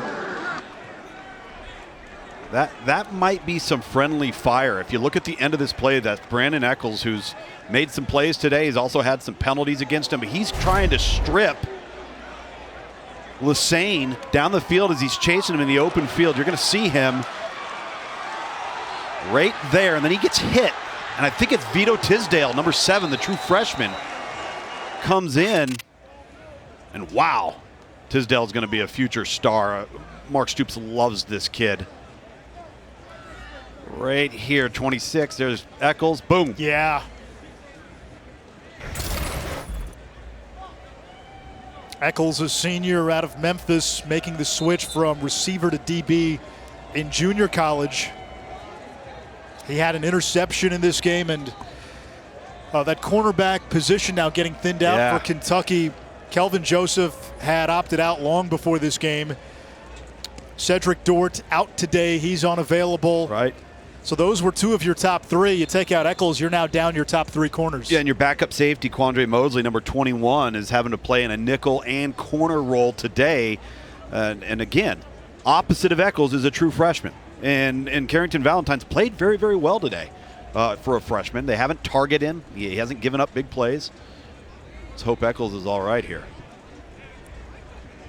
And one of the areas of concern for Mark Stoops and Brad White, the defensive coordinator at Kentucky, was the size of these NC State wide receivers on the outside. They said NC State will throw out 50-50 balls, but with those Wolfpack wideouts, they're not true 50-50 balls. Kentucky's been so good on the back end this season, but now you're losing some of those key pieces. Yeah, and guys that have played a lot. I mean, that's the thing. Yeah. And Eccles is not feeling well. Now you hope that young man is okay. 5'11" senior. When you saw the shot that he took, kind of reminiscent a little bit last night of the shot Justin Fields took, and the pain that comes along with it. Oh.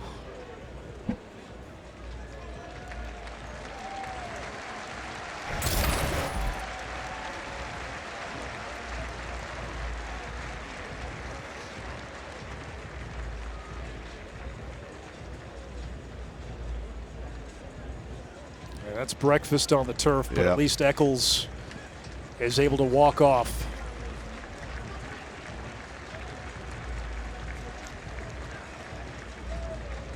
Again, Vito Tisdale, number 7, who we haven't spoken much of today, but leading into this game, again, just a true freshman. They're really high on this guy, and you see how active he is.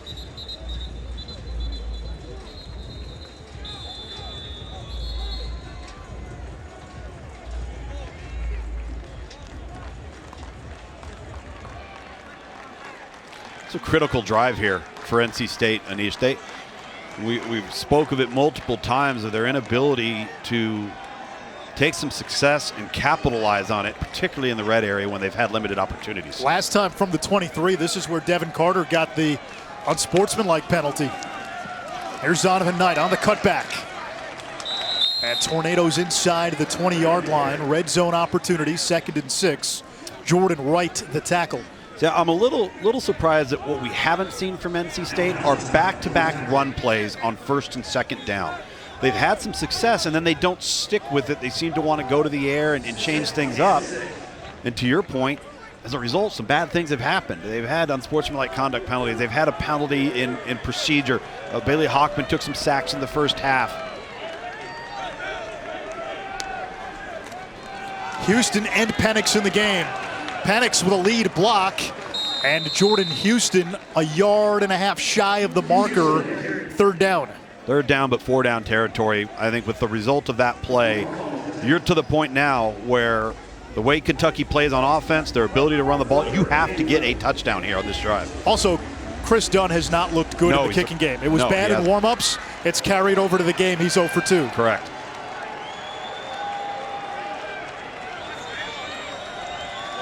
I formation, Penix the fullback.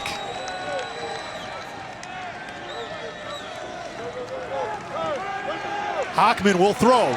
Out of the backfield, it's Houston. Valentine, the freshman, with the tackle. And it looks like they're going to give him the 1st down. We've been singing the praises of this young freshman, and unfortunately he tackled him forward. He's there to make the play. Difficult play on the back out of the backfield. Good play call, by the way, from NC State. And that turnaround right there gets him just past the marker. Hey, how about that throw, too? 200 pounds for Valentine. Yeah. Penix is 233. Zonovan Knight. Not much running room. We said it earlier, this Kentucky defense, a couple of games, the numbers were skewed. Nobody's been able to stop Alabama. Florida put up 30+ on them. But if they play a normal schedule instead of a 10-game SEC schedule, and they got the gauntlet, they had to play everybody. Sure. Bama, Florida, Georgia, Auburn. 4 teams that ended up in the top 10 at the final rankings of the regular season. That's 4 of their 6 losses.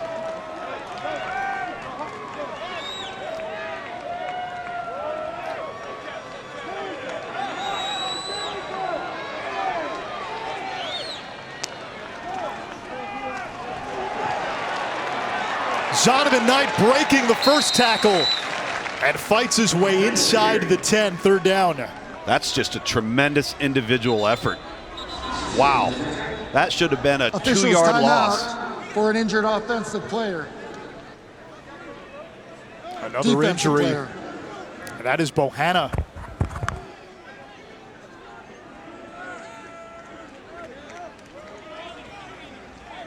We saw Phil Hoskins on that D-line go down earlier.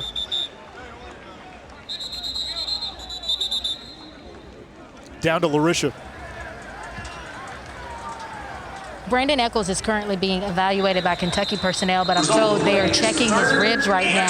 There's no designation on his status to return. All right, thank you, Larisha. Eccles, the starting cornerback. Remember, Joseph opted out, Dort unavailable, so it's become a game of attrition here in this second half for both teams. Well, and getting Bohanna off the field right here. We've seen what he's been able to do in one-on-one matchups in the trenches. That's a plus for NC State. NC State down 4 starters on defense today. 3rd and 6. Hockman under pressure. Pascal. And it's incomplete. Ooh. Looked like he had a window there for Zonovan Knight, but Josh Pascal closing quick in the backfield. Yeah, you worry with Bailey Hockman here. I mean, you're left-handed, you're rolling to your left, that's fine, but he's not a rocket arm guy that you're going to want to throw back across your body. That ball probably could have been caught, but a dangerous throw nonetheless, and I think Bam Knight knows it. And I understand the decision here. Yep, I do too. Dunn has inspired a no confidence today. Dave Doran will roll the dice. Almost left with no choice. You've got a big matchup to the top. Big body guy on the true freshman.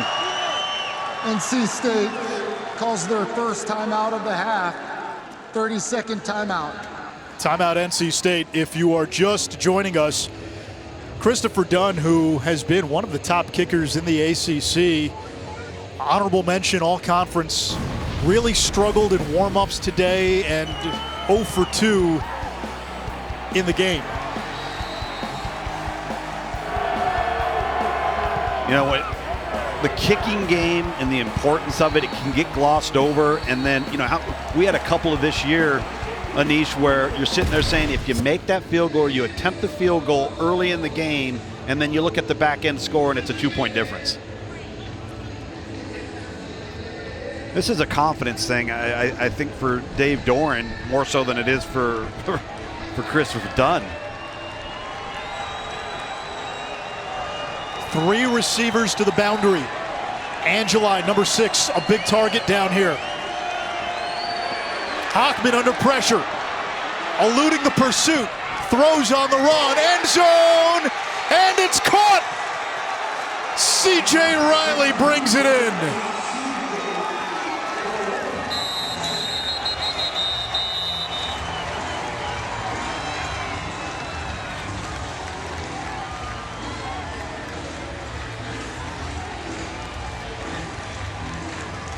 Officials timeout for an injured offensive player.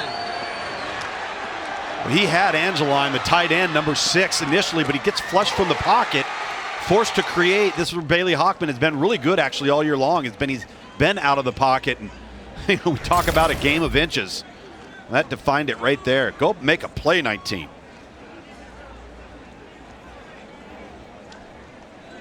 Another injured Wolfpack player in the back of the end zone.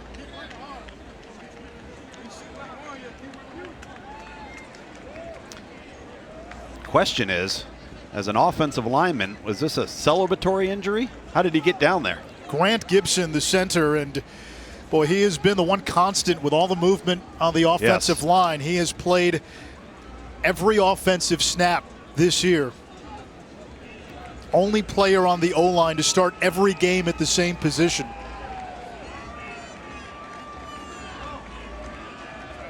Yeah, this has to be a celebratory injury because on a pass play that was caught in the back of the end zone. Yep, right there. Looks like he landed awkwardly. Shoot. You just hate to see that. And that might be the one guy on this O-line you cannot afford to lose. Dave Dorn and Tim Beck, the OC, attending to Gibson. It's taken some of the wind out of this NC State touchdown.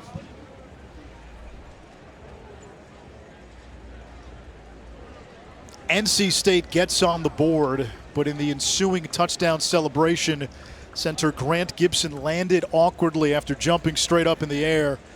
He has to be helped off. He has played every offensive snap this season. Ethan Lane is a true freshman and is listed as the backup center. NC State hasn't needed one this season. They're not deep on the offensive line. We already saw Justin Witt, the right tackle, go out, but he and Bryson Spees have split time.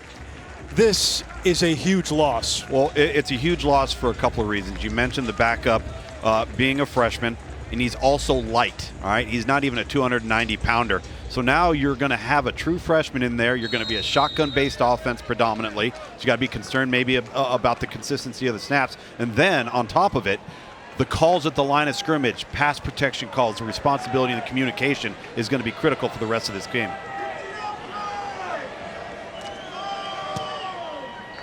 Dunn's point after is good.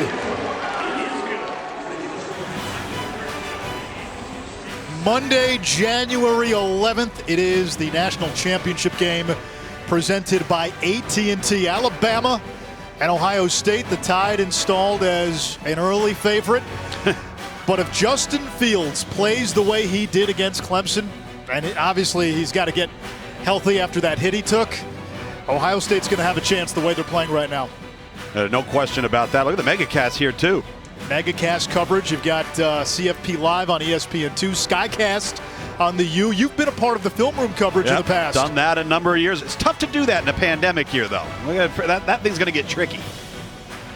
All sorts of options for you on how to watch the national championship a week from Monday as the 2020 college football season comes to an end. We sit here, I think there's a lot of gratitude because I would say as far back as late July, we weren't sure we would have football in the fall. Or how we were going to do it if we did. Here we are, Tom Lugan, Bill Nye in our Charlotte studios. Larisha Harris in Jacksonville, and you talk to coaches from all over the country, across all programs. Adaptability has been the one constant this season, and the teams that have been able to do that have had success. Yeah, they've been able to do that, and then, you know, what type of depth that you have, because more so than any other year, everybody's depth has been challenged significantly, and I credit both Dave Dorn and Mark Stoops with these two teams. Both of them went to their teams. Both coaches prepared their administrations for not playing in a bowl game. Went to the team and said, guys, what do you want to do? And every one of them to a man said, hey, coach, we're playing. We got to finish this thing out. There's unfinished business for us. There's a lot to be proud of between these two teams, and I know the coaches are awfully proud of them as well. Cavassier smoke met by Isaiah Moore. Mark Stoops told us this season has been brutally hard, and it's not just the backdrop of what everybody else has been dealing with. A beloved teammate, Chris Oates, in May, diagnosed with a serious medical condition undisclosed by the school. They don't know if he'll ever play football again. Right. They've rotated his 22 jersey throughout the season.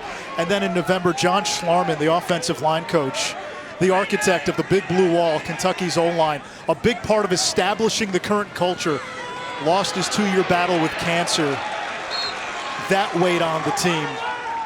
But, like you said, Mark Stoops asked his team, hey, do you guys want to play? Because I understand if you don't. Right. He said it was almost unanimous. Yes. Yeah. I just, there's a lot to be said for the culture of this program, the type of kids. We take a look here at the late John Schlarman, his final game with his crew, and that bond and that relationship between an offensive line coach and their group is special. It's unique. Chris Oates getting the game ball after the Mississippi State game.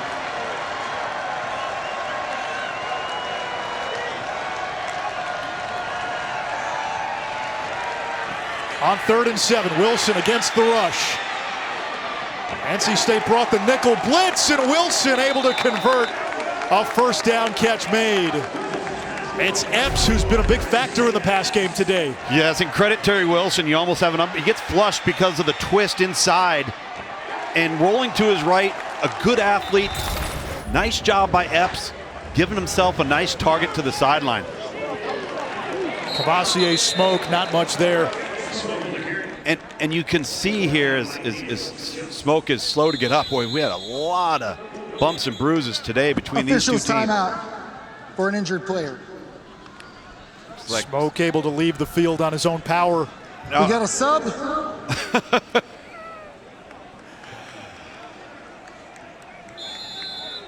While they try to find a sub, you can't make it to the College Football Championship in Miami. We understand. Join us virtually for the CFP Championship all-access experience featuring exclusive content and the chance to win prizes. Register today at collegefootballplayoff.com/all-access.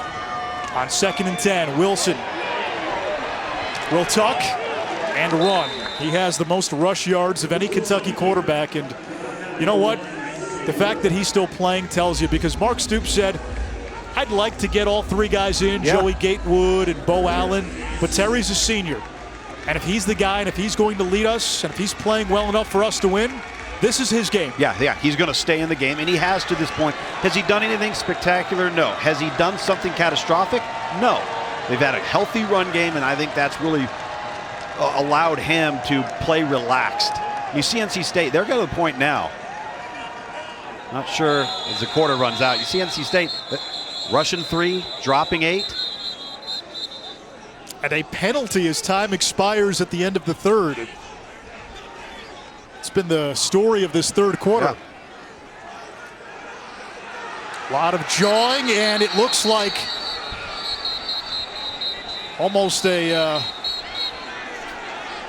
So Drake Jackson, the center, guys, decided to throw the ball down on the ground as the clock was winding down to end the third quarter.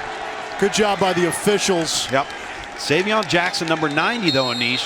More flags coming. And listen, the last thing you want right now is this to turn into Mississippi State Tulsa. The officials got in there. It looked like something was about to erupt. Both coaches need to use this quarter break to tell their teams what? Say that, excuse me, talking to our producer there. Both teams, when they go back to the sideline, the coaches are telling their teams in this quarter break what? Temper the enthusiasm. Use it with your pads. Let your actions win the game. Don't get your mouth involved and be a detriment to your football team. Settle down, settle in. It's a long quarter to go. Hey, listen, has this thing been physical? Absolutely. Have there been tough hits? Have there been guys going down? Has there been John? Absolutely. Talk with your pads. They've got a lot to discuss here at the end of the third quarter here with what happened in Kentucky's offensive line and the defensive front for NC State and how they responded to it. You've already had some unsportsmanlikes in this game, so you have to worry about multiple and having ejections. Yes, no question about it. Snap infraction by the offense, number 65. That's a 5-yard penalty and occurred as a dead ball foul with 3 seconds remaining on the clock. After the play, unsportsmanlike conduct, Kentucky, number 81, that's his first. Unsportsmanlike conduct, NC State, number 45, that's his first. Those fouls offset at the dead ball spot, third down. So Davin Van and Isaiah Epps. Epps for Kentucky, Van for NC State.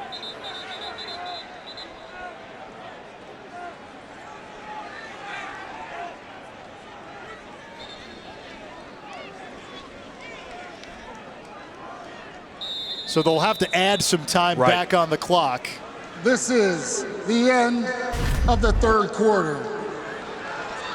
I thought I heard initially they said it happened with 3 seconds. The third quarter comes to an end. Chaos in Jacksonville. It's getting chippy. It's getting physical. It's a 1-score game. We should have a fun finish.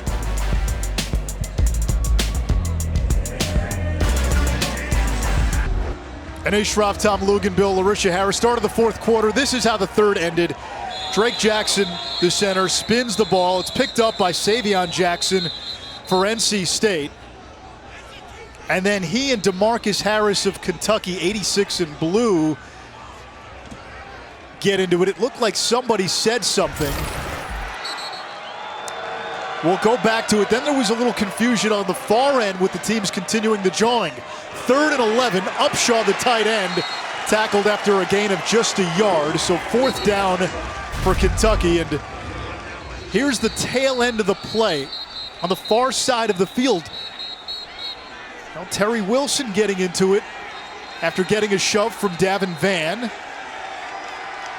And we've seen versions of this for the better part of 3 quarters. Well, and it doesn't happen if Drake Jackson doesn't just throw the ball down on the ground, and that's what got Mark Stoops all worked up. Going back to that 3rd and 11, that right there is a reflection of Kentucky's passing game all year. You have nowhere to go downfield with the football. Great punt by Duffy, and it's going to pin NC State inside of the 5. Today's clutch delivery is brought to you by Chipotle. How NC State got on the board. Hockman on 4th down. Yeah, Hockman just making a couple of plays, gets out of the pocket. I mean, look at that. Wow. It just drops it in the bucket. And now all of a sudden there's a little enthusiasm, a little energy for NC State. Sculthorpe now coming in at center. Normally your starting left guard, as Grant Gibson goes down in the last series. And Person gets the carry. And this is the right move, Anish, because you got to have a veteran in there. You got to have somebody that can understand the calls, that you can trust with the ball getting back to the quarterback. If you're NC State, you've got some momentum because of the score. You've had a stop now on defense. I think Kentucky's lack of passing game is really starting to catch up with them.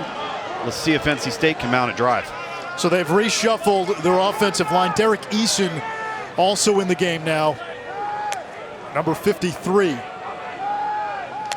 redshirt sophomore out of Norfolk. Hockman's got Thayer Thomas. He'll be close. It's 3rd down.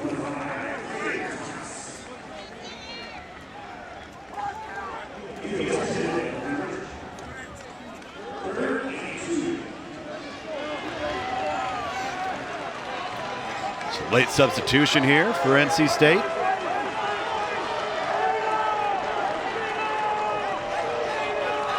Heavy package. Yep. NC State subs got to give that opportunity to Kentucky to sub as well. This has been their play action formation for NC State and decided to run it here. Person got away from Pascal and just got back to the line of scrimmage, and now after that punt by Duffy, NC State 3 and out. Kentucky may get a short field. Yeah, and another reason why personnel grouping and substitution is so critical. You know, if you're light there in the box, you're going to be at a disadvantage. Kentucky able to substitute, get their heavy personnel within the box, make the stop, and to your point, now field position becomes big.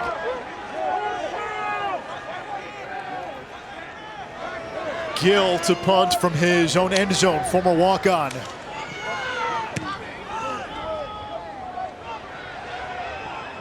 Ali, a fair catch inside the 40-yard line.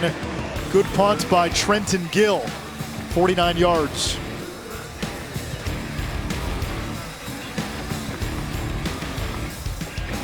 (13-7) Kentucky looking to make it 3 straight bowl wins against NC State.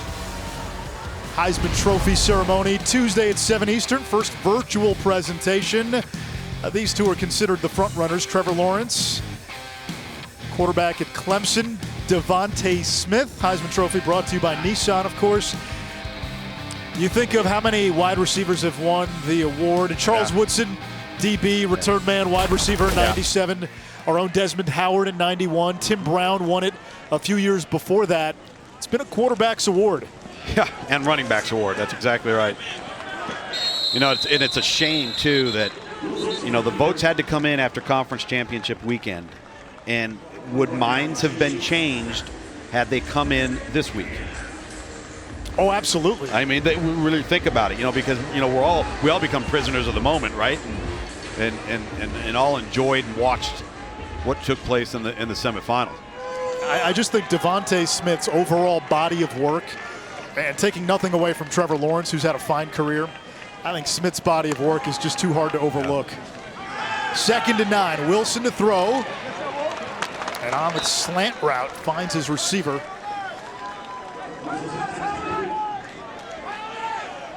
This is where Kentucky, if you're NC State, we got another NC State guy going down. Officials timeout for an injured player.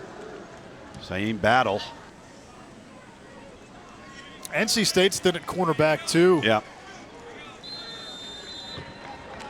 Really down to 3 guys today. Down to 3 guys, and you lose Malik Dunlap, goes into the transfer portal. Aiden White's really your dime nickel now, and you're having to move guys around. So a lot of shuffling of personnel for NC State on both sides of the ball today. 3rd and 1 after the catch by Bryce Oliver. Rodriguez, the battering ram in the backfield. And C.J. Clark jumped on the NC State side. Was he drawn off? Offside with contact. Defense number 52. 5-yard penalty results in a first down. That is, by my count, 4 offside penalties on NC State. Yeah, 3 of them occurred in the first half. Dave Doran telling his football team, be disciplined. You're lined up right over the football. And credit Terry Wilson, you got some hard count, get some free yardage there. C.J. Clark starting in place of Aleem McNeil, who's entering the draft. He opted out of the game. There's Rodriguez inside the 45.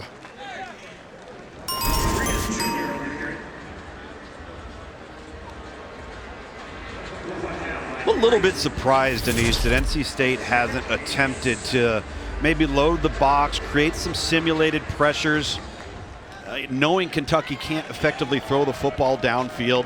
Maybe try and force Terry Wilson into an error based off of what he sees.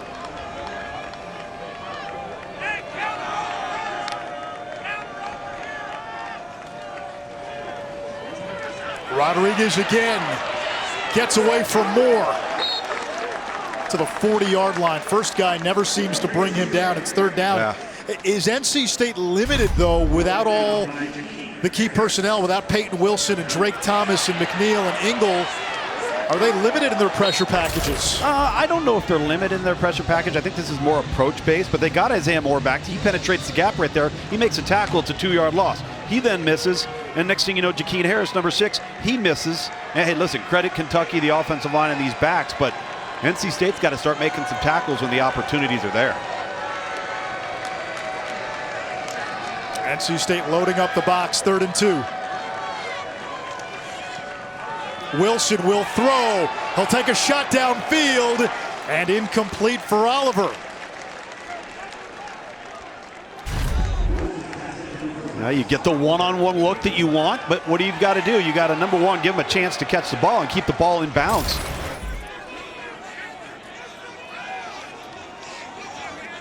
And let's see what Kentucky does. They will punt, 4th and 2. That was one where NC State was daring Kentucky. Absolutely, and I would continue to dare them. If that's what you're going to get in a one-on-one situation with an uncatchable ball, keep doing it, NC State. Duffy's last punt landed inside the 5. And another terrific punt. This one downed at the 13-yard line. A long way to go for NC State.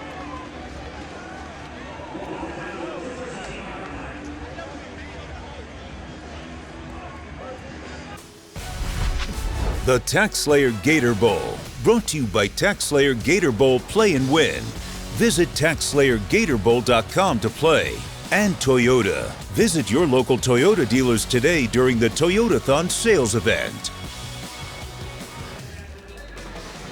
Oh, look at beautiful Jacksonville. NC State fans have cracked open a few old toughies throughout the course of the season. A lot of late cardiac-type games. Came back in the 4th quarter against Wake. Beat Pittsburgh when Devin Leary found a Mezzi for a game-winning touchdown in the final minute. Lost to Miami on a long field goal late in the 4th quarter. beat Liberty on a blocked field goal, and beat Syracuse when the Orange thought you could spike the ball on 4th down. Bailey Hockman to throw from his own 13-yard line. Downfield into coverage, intercepted by Yusuf Corker.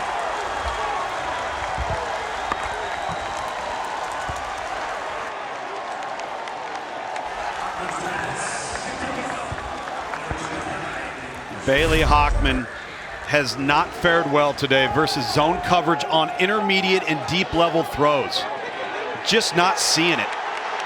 You know, Kentucky's done a really nice job mixing up some man to zone, and Corker does a great job given the look that he's going down the seam and then triggering back to the sideline. And Hockman is just, he's played a lot of football and enough football to know better from a zone pre-snap concept that you can't make this throw, especially hanging the ball up there.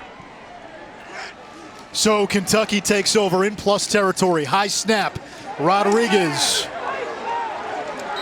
stood up inside the 40. Larisha. Well, we just saw Corker get that interception there, and defensive coordinator Brad White called him the director of communications for the secondary. But when I talked to him on the phone, he wasn't quite the director of communications when he recently popped the question to his girlfriend. He told me that he wanted to take her out to dinner, but when he got home, she was already eating. He didn't really know what to say, but he just said he popped the question, and that's how he got engaged. So congratulations to those two. That's great. Rodriguez to the 30-yard line. She's heating up a TV dinner. That's right. He's got a whole night planned out. Microwavable mac and cheese, and he said, hey, I had a steak dinner plan, reservations, right. Flowers, I know you're limousine with a chauffeur. Yeah. Hey, I know you're going to be stunned to hear this. We have a penalty. Again. Refs didn't get enough screen time in the first half. They've made up for it here in the second half. I'm glad to see both teams, though, have settled down from an emotional standpoint. Yeah. A lot of chipping, a lot of jawing. The first really 3 quarters, and that has subsided. Miscues have not, however. The result of the play is a first down. After the play, unsportsmanlike conduct, offense, number 79, that's his first. Unsportsmanlike conduct, defense, number 2, that's his first. The fouls will offset at the dead ball spot. It's 1st and 10. Oh, we've had a lot of these dead ball fouls, unsportsmanlike conducts. Luke Fortner, the left guard for Kentucky. Jalen Scott, linebacker for NC State. I think Jalen's frustrated. You see Mark Stoops continuing to engage with the officials as he normally does. But again, Jalen Scott has struggled. He's frustrated today.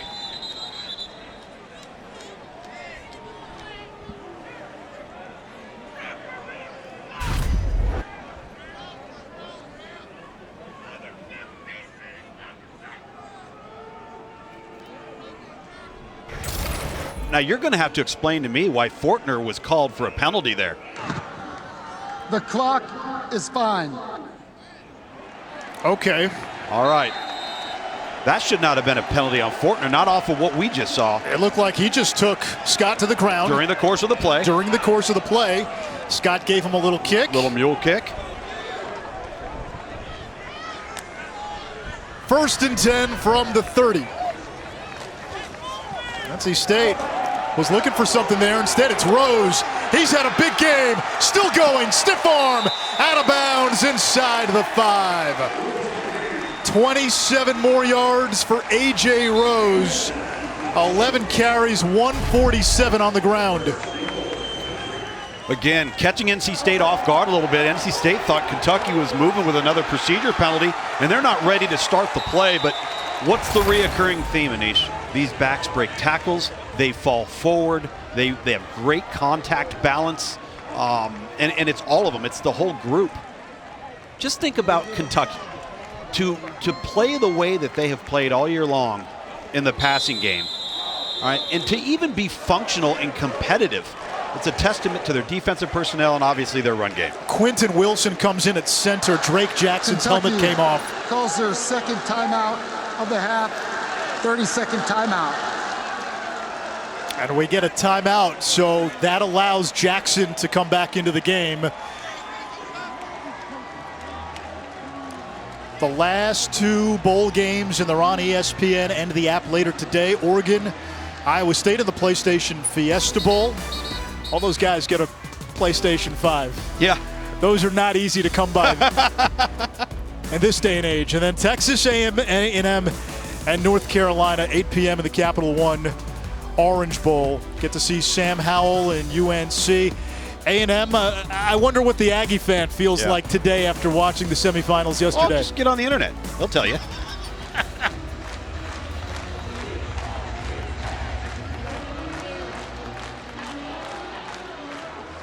.7:04 to go. Mark Stoops directing traffic. Jackson back in there at center after the timeout. Rodriguez, the running back. And this is what they like to do down here. Little Wildcat look. And Rodriguez stopped after a short gain. Rodriguez, the only touchdown for Kentucky today.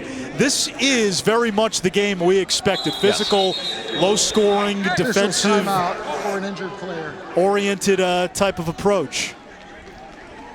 And that's exactly what we've got. Now, we've gotten some sloppiness, too, as the game has progressed. And you're going to see Kennard. He's going to have to go to the sideline. His players are yelling for Jeremy Flack, 77, the freshman, out of Detroit, Michigan, for him to come in the game. So that you got 5 full linemen up there. Again, situational football plus territory. If you remember in the first half, Kentucky struggled with this, threw a touchdown called back on a penalty. Got to come away with a knockout punch here and get 6. Wilson will throw, end zone, incomplete. Wanted Oliver.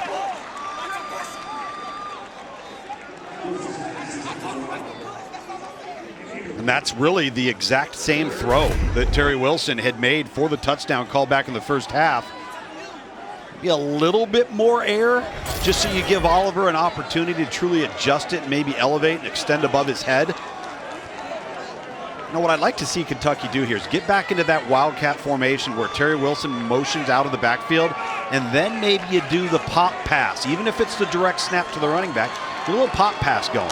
Oliver only 1 catch on the season entering play. They've looked to him a lot here in this second half. Rodriguez met by Moore, stretches forward, got back to the line. 4th and goal, and if you're Kentucky, do you kick the field goal to go up 2 scores? I would right now, the way NC State's playing on offense. They can't function in the passing game. They've turned the ball over. Field position has not been their friend. If you're Kentucky, take the points, play great defense, which you have all day long, and get to the sideline. Clock's dwindling.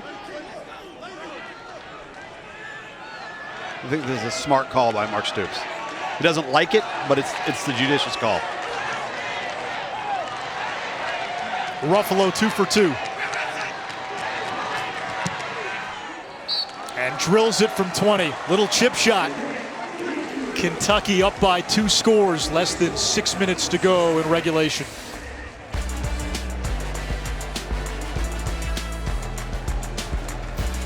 (16-7) Kentucky. 5:45 to go in the 4th.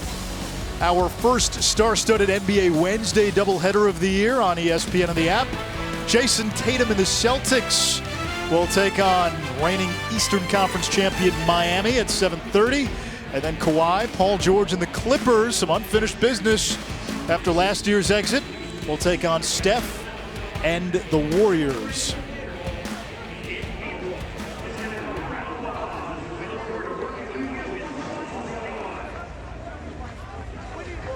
Poor to send it away with Zonovan Bam Knight back deep.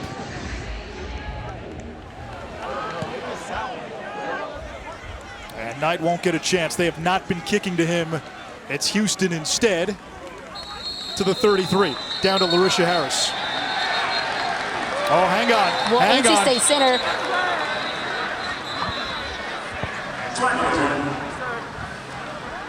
Now the chippiness continues. A flag down. We'll get to LaRisha after the penalty. Now they just threw an extra flag on top of the original flags for what looks to be a mouthy UK defender or cover team's player.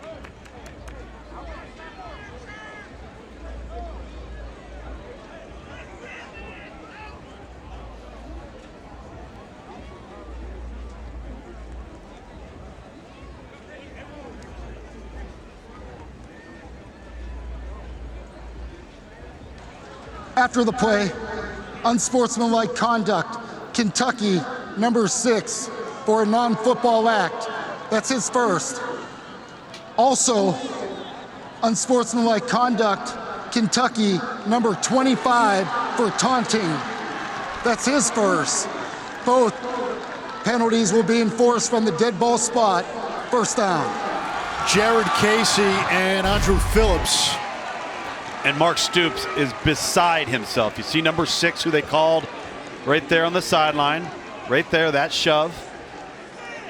Now, as all of this is happening along the sideline, keep a close eye to the right side of the frame. With number 25, you're going to see him right there on the right. He's jawing with a member on the sideline, and now the head referee is going to throw him one. My goodness. And this is why Mark Stoops, who prides himself in having a disciplined football team, a smart football team, is livid right now, and I don't blame him. Hockman thrown 2 picks into coverage. Thayer Thomas, and he brings it inside the 20-yard line. A red zone opportunity now for NC State, and those 2 penalties aided this drive, but surprise, surprise, Tom Luganbill. Yep, here we go. And you're right, the previous 2 penalties with the clock not working in NC State's favor have given them a tremendous opportunity they would not have had otherwise.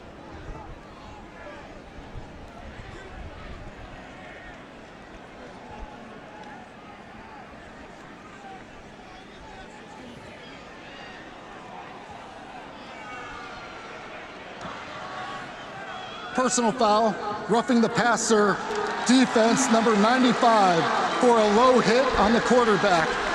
Enforced half the distance to the goal. First down. That is Quinton Bohanna. Ooh.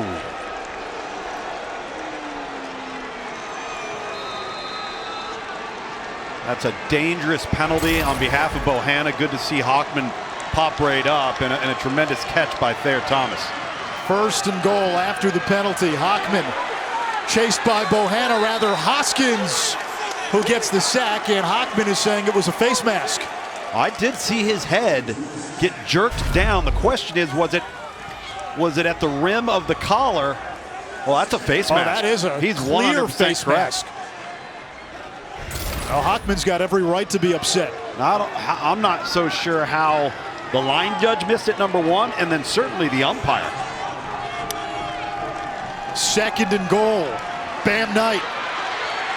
Inside the 5. Touchdown, NC State.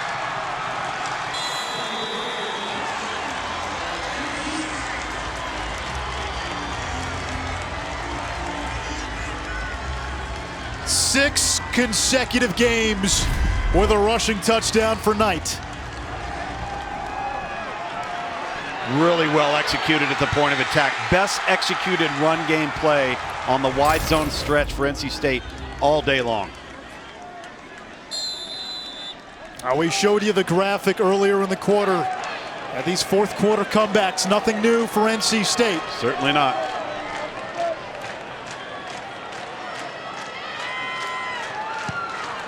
PAT is good by Dunn. You get the sense whoever can be disciplined down the stretch will win this game. No question. In Kentucky, you're up next.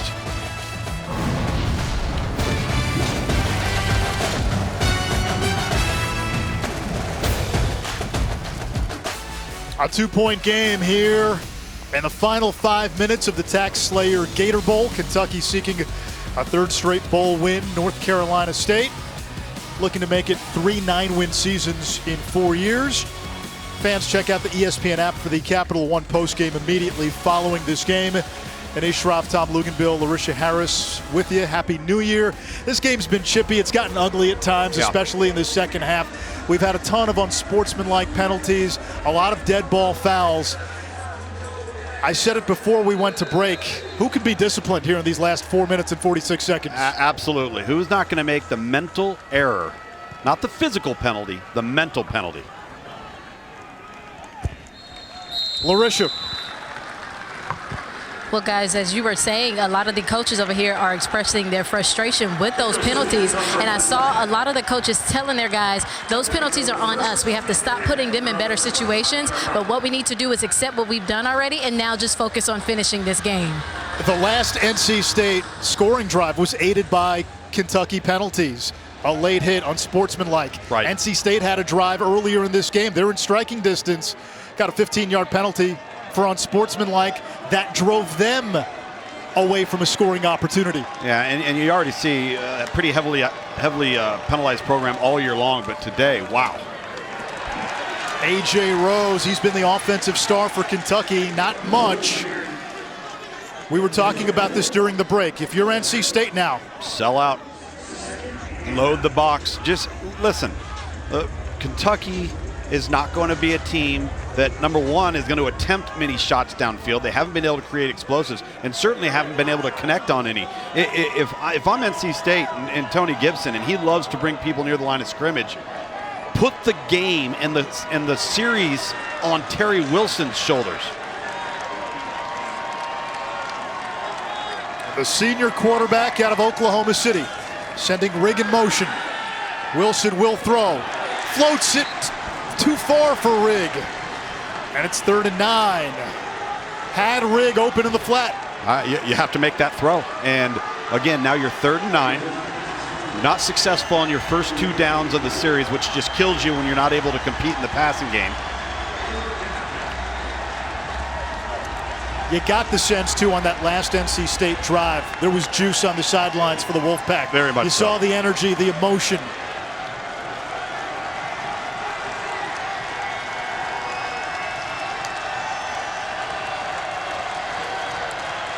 A 3-man rush, dropping 8. Wilson steps up. And the senior is down at the 30-yard line, shy of the marker. Kentucky will have to punt, and NC State's going to have a chance.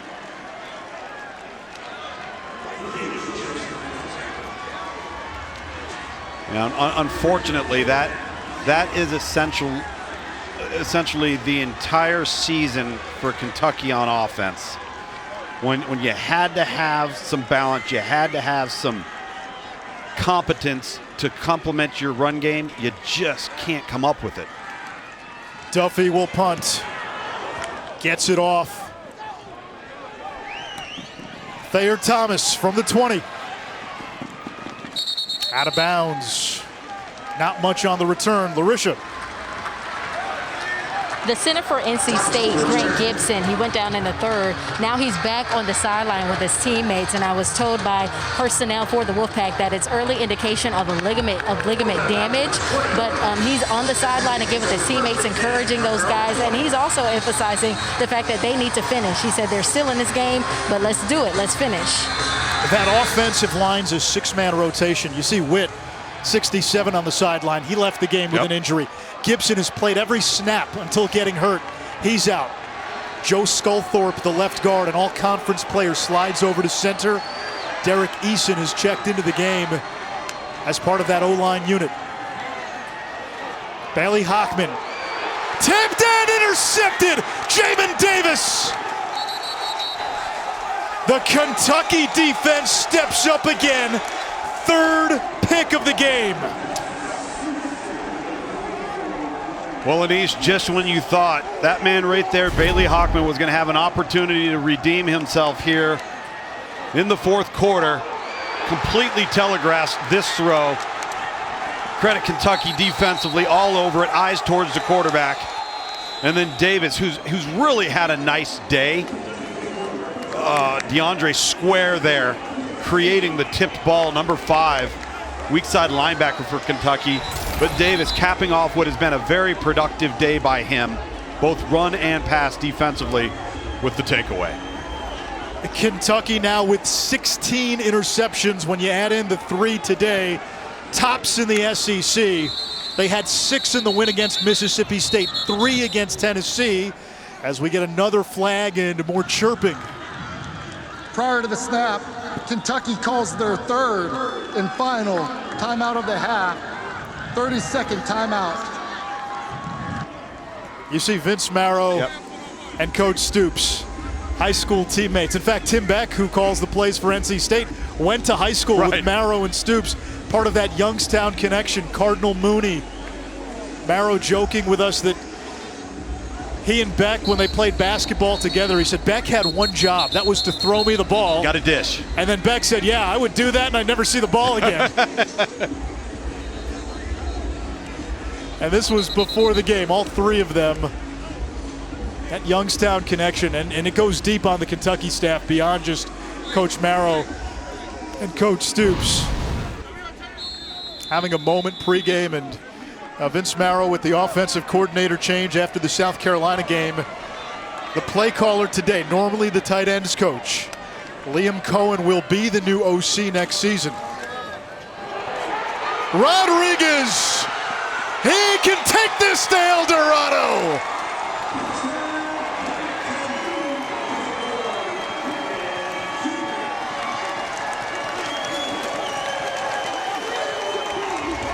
Well, dance with who brung you, Anish. Run, run, and run it some more. And the same issue that plagued NC State throughout most of the second quarter was their inability to stop the run.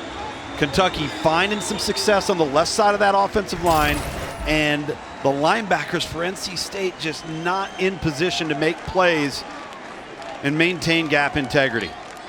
A touchdown for Rodriguez, safe at second base as well. Yes. And the point after by Ruffalo is good. And this Kentucky defense answered the call multiple times today. 3 interceptions. And you said it, the run game, 284 yards, and we said it at the top of the broadcast.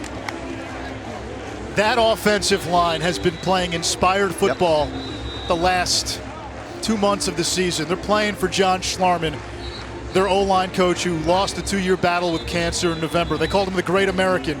He helped build this program with Coach Stoops. The big blue wall, his lasting legacy. They've cleared some space. Rodriguez, 84 yards. Rose, close to 150. And I go back to really the seminal moment for Kentucky with this group, the Florida win a couple of years ago. Sure. Who got the game ball? John Schlarman. John Schlarman. Yep. They ran for 300 yards in Gainesville that day, and we've seen the running game come through at the right time today. We've seen the running game come through all year long because it's had to. And it's also a reflection of how good Kentucky's been on defense when you consider how often they were on the field this year. Houston on the sky kick. Matt in the studio.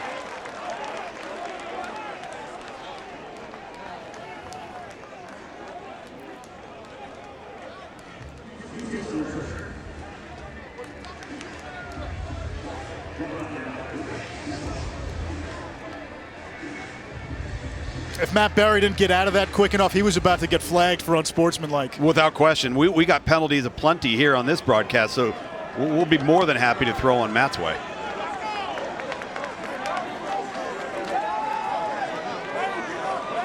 Hockman over the middle. He's got Houston. And a first down close to midfield. You start to look forward for NC State next year with a healthy Devin Leary and what they have coming back. Oh, they got a chance to be really good. Yeah, they do. Obviously, the lack of discipline, the penalties, the sloppiness today is really not a true indication of where they are as a football program. And you could say the same thing for Kentucky, Anish. As they're trying to mount a comeback here, Kentucky's playing it safe. They're going to let them have the underneath stuff. But Kentucky, if they find an improvement and an upgrade at quarterback, with the way their team's built inside out, up front on both sides of the ball, their ability to run the ball, they are a contender.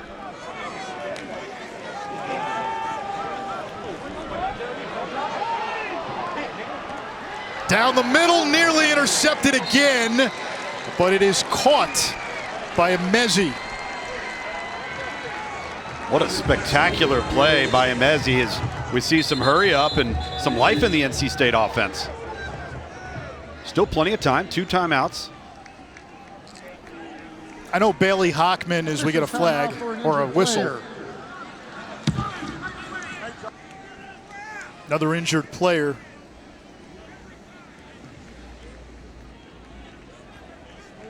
Looks like Valentine for Kentucky.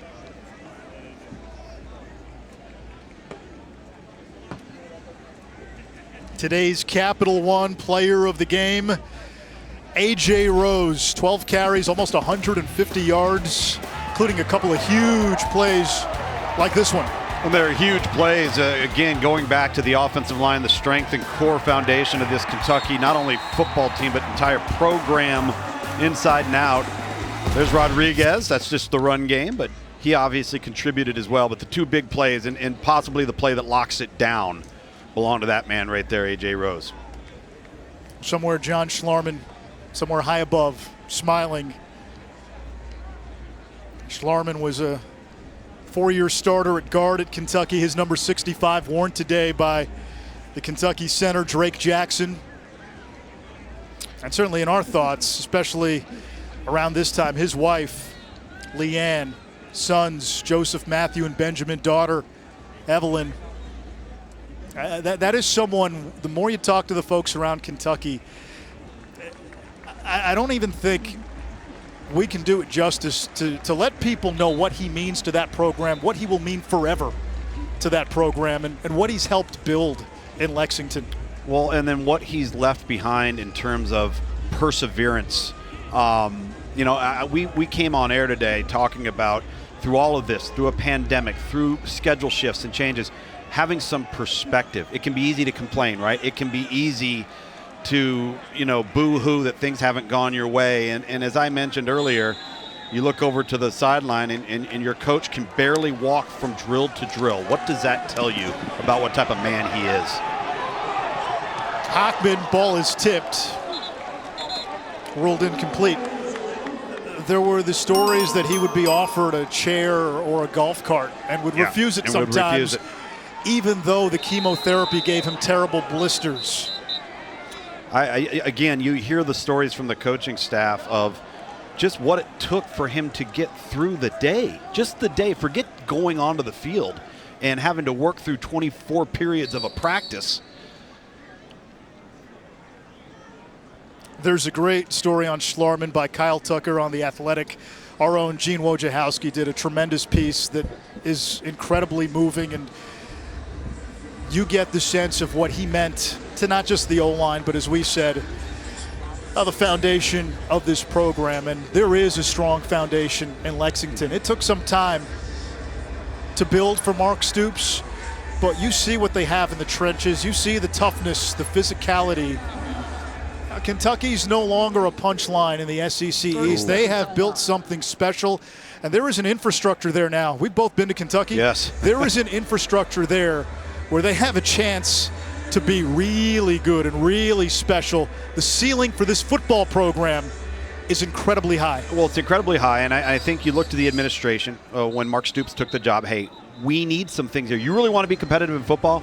Then we need to have some upgrades, some advances, and they've done that. They've done that in stadium enhancements. Their football operations center is as good as you're going to find in all of college football. Got a great city, and so the university has invested in Kentucky football. You could say the same thing for NC State and the advancements they've made within their program, and they've sustained success for a while now under Dave Doran. On 2nd and 20, Hockman completes. That's a future star, Porter Rooks, the freshman from Charlotte. Again, a lot of returning components for both of these ball clubs as Bailey Hockman tries to keep his team in this thing. 1st and goal, Hockman able to complete inside of the 5-yard line. Devin Carter. Still 2 timeouts.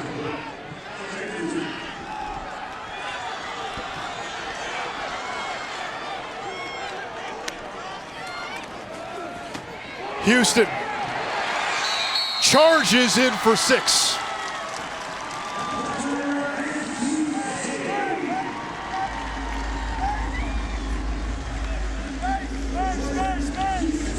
An extra point and then an onside kick. This is just a great physical individual effort there by Jordan Houston, the young sophomore. He's undersized in comparison to Bam Knight and Ricky Pearson. Kind of brings a different element. Going for one here. 23-21, and the thing to remember, the ball has to travel at least 10 yards on an onside kick. Correct. And also important, the kicking team cannot block the receiving team within those 10 yards. Right.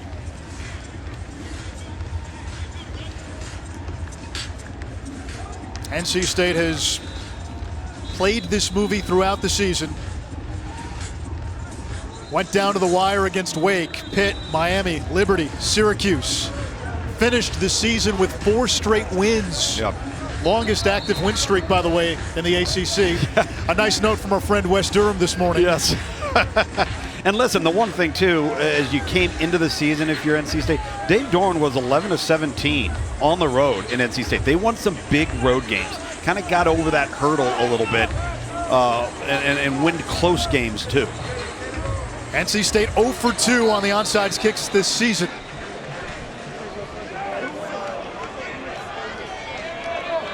Middle of the field's exposed.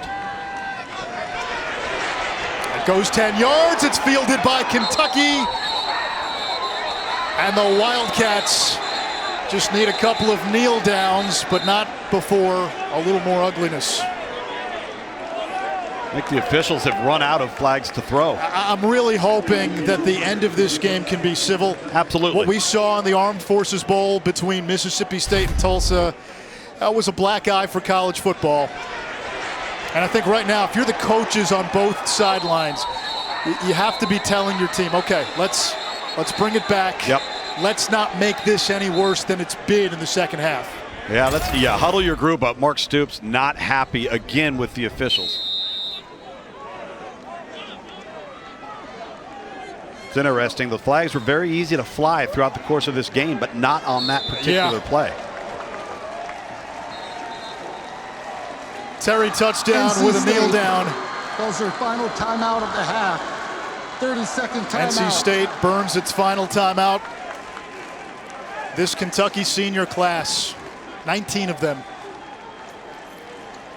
led the Wildcats to 10 wins and a winning SEC record 2 years ago, something that hadn't been done since 1977. Snapped a 31-game losing streak by winning at Florida. Beat Tennessee on the road earlier this year. That hadn't happened since 1984. This would be the 6th win against a ranked team. A 3rd straight bowl win. Yeah. They've got a lot to be proud about. There's no question. The future's bright. And again, I go back to the administration, their patience, understanding that there was no quick fix and that you're trying to build a program, sustain a program, and you're going to need help along the way. We talked about the facilities upgrades, the stadium enhancements, the commitment that Kentucky is not just a basketball school, and they've got things rolling now. They've recruited, they've built depth, and he's done it from the inside out. And that's how you win or are competitive in the SEC.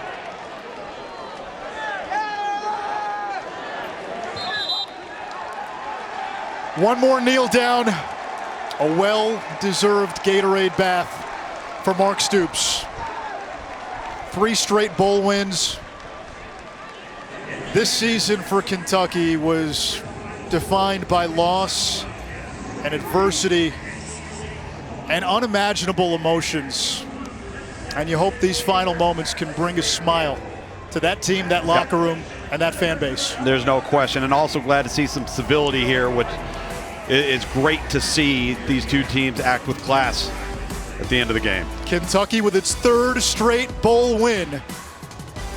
The Capital One postgame is on the app.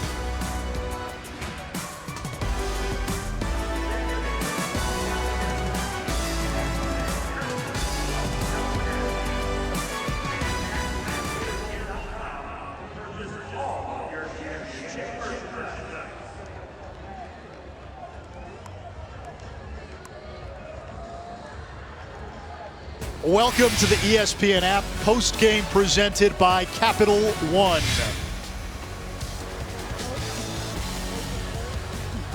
Whoa, Susan. Oh, I'm looking for coupon codes. Well, Capital One Shopping instantly searches for available coupon codes and automatically applies them. It's called shopping smart, not hard. But I don't have a Capital One card. You should get one, but you don't need it for this. Just download Capital One Shopping to your computer.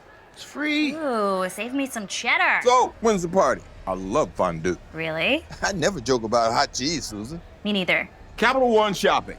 It's kind of genius. What's in your wallet? Let's take a look at today's Capital One rewarding performance. It was the Kentucky run game. 281 yards on the ground, 148 by A.J. Rose, the senior out of Cleveland, the Eagle Scout. Chris Rodriguez, a couple of touchdowns, including the dagger, 84 on the ground. And these two running behind the big blue wall, the offensive line. Well, the game really for Kentucky played out exactly the way it needed to. They had to be successful running the football. If they weren't, they did not have a chance to win this game. And Shroff, Tom Luganbill, Larisha Harris with you. Kentucky, 3 straight bowl wins, winning the Gator Bowl for the first time. This was just their second time here. NC State finishes the season a very respectable 8-4, despite a critical injury midseason to their starting quarterback. Yeah, the core foundation for both of these teams, in many regards, returns for next year. Bright moments for both teams are going to lead into a quality offseason. Hopefully we'll have a true offseason so these teams can continue to develop and blossom. Down to Larisha. Rose, how are you feeling right now? Describe your emotions. Can't even describe it. I'm just filled with joy. We've been here. I've been here before, and unfortunately we didn't win that game. But the outcome was great this year, and what better way to end than with an MVP and with a dub. What did this moment mean to you as well as others in this senior class? We ain't had a season we wanted. It was a tough season due to COVID issues and all that. We just really wanted to end on a win. With the seniors, with this group. Through the circumstances that we played through, I'm just glad we could do that. Thank you so much, Rose. Thank you. Back to you guys. What a game for A.J. Rose. And you talk about a young man who had his own moment that he had to learn from earlier this year in the Ole Miss game when he celebrated too early, was caught from behind for a touchdown, and then a couple of plays later fumbled. He's come through that fire. He finished the season with back-to-back 100-yard games. Yeah, and I'll tell you the other thing that's impressive to me. He just mentioned about, closing out the season, doing it for the seniors. They didn't have guys with overvalued opinions of themselves opt out to prepare for the NFL draft when you're going to be a 6th-round draft choice. They had guys that cared about the team more than anything else, chose to come back. They saw the finish line, and now they're deserving of a win today. A team with every reason not to be here. Absolutely. And we spelled it out during the broadcast, but they wanted to be here. And as you said, they wanted to see it through. They finished the season with a bowl win against NC State. Larisha. Coach, you told us that this year has been brutally hard for you all. How would you describe this win? Well, anytime you take the field, you're competing to win, and I greatly appreciate our players. And just the way we finished the season, it was tough. It was a hard-fought victory, and so it was a tough game. But really appreciate our guys. You talked about the resilience of your seniors. How would you describe their emotions? Well, they meant a great deal to our program. We just won, 3 straight with the senior leadership, and again, they all wanted to be here. They all participated, gave it everything they have in this game, and I love them and I appreciate it. And this win for you all, you told us that you were doing this for your offensive lineman coach as well as one of your players, Coach Schlarman, and your player, Coach Oates. How would you describe this win for them? Did you all do it for them? Well, that was one of the last things I said as I left the hotel. We talked about a lot of things, but I left it with our guys that weren't with us, and that's Chris Oates. And Chris is a fantastic young man, a great player. We love you, Chris. And for Leanne Schlarman, and this is an honor to the Schlarman family. We love John. We miss him greatly. We certainly miss his presence. So we're glad to get this victory in Maryland. Thanks so much, Coach. Thank you. Thank you, Larisha. Chris Oates, a junior linebacker, diagnosed with an undisclosed but serious medical condition back in May. His number 22 has been rotated and given to a different player. You see it there. all season long. And then we mentioned many times John Schlarman, the late offensive line coach, who's meant so much to building this program, getting it to this point. Kentucky has built up a strong foundation. Now it's the next step, and to take the next step for that program. They've been through a lot, no doubt, Anish. A reason to smile today, though, for Big Blue Nation. 23-21, Kentucky over NC State in the TaxSlayer Gator Bowl. That concludes our Capital One postgame. For Tom Luganbill and Larisha Harris, I'm Anish Shroff. Thank you for watching.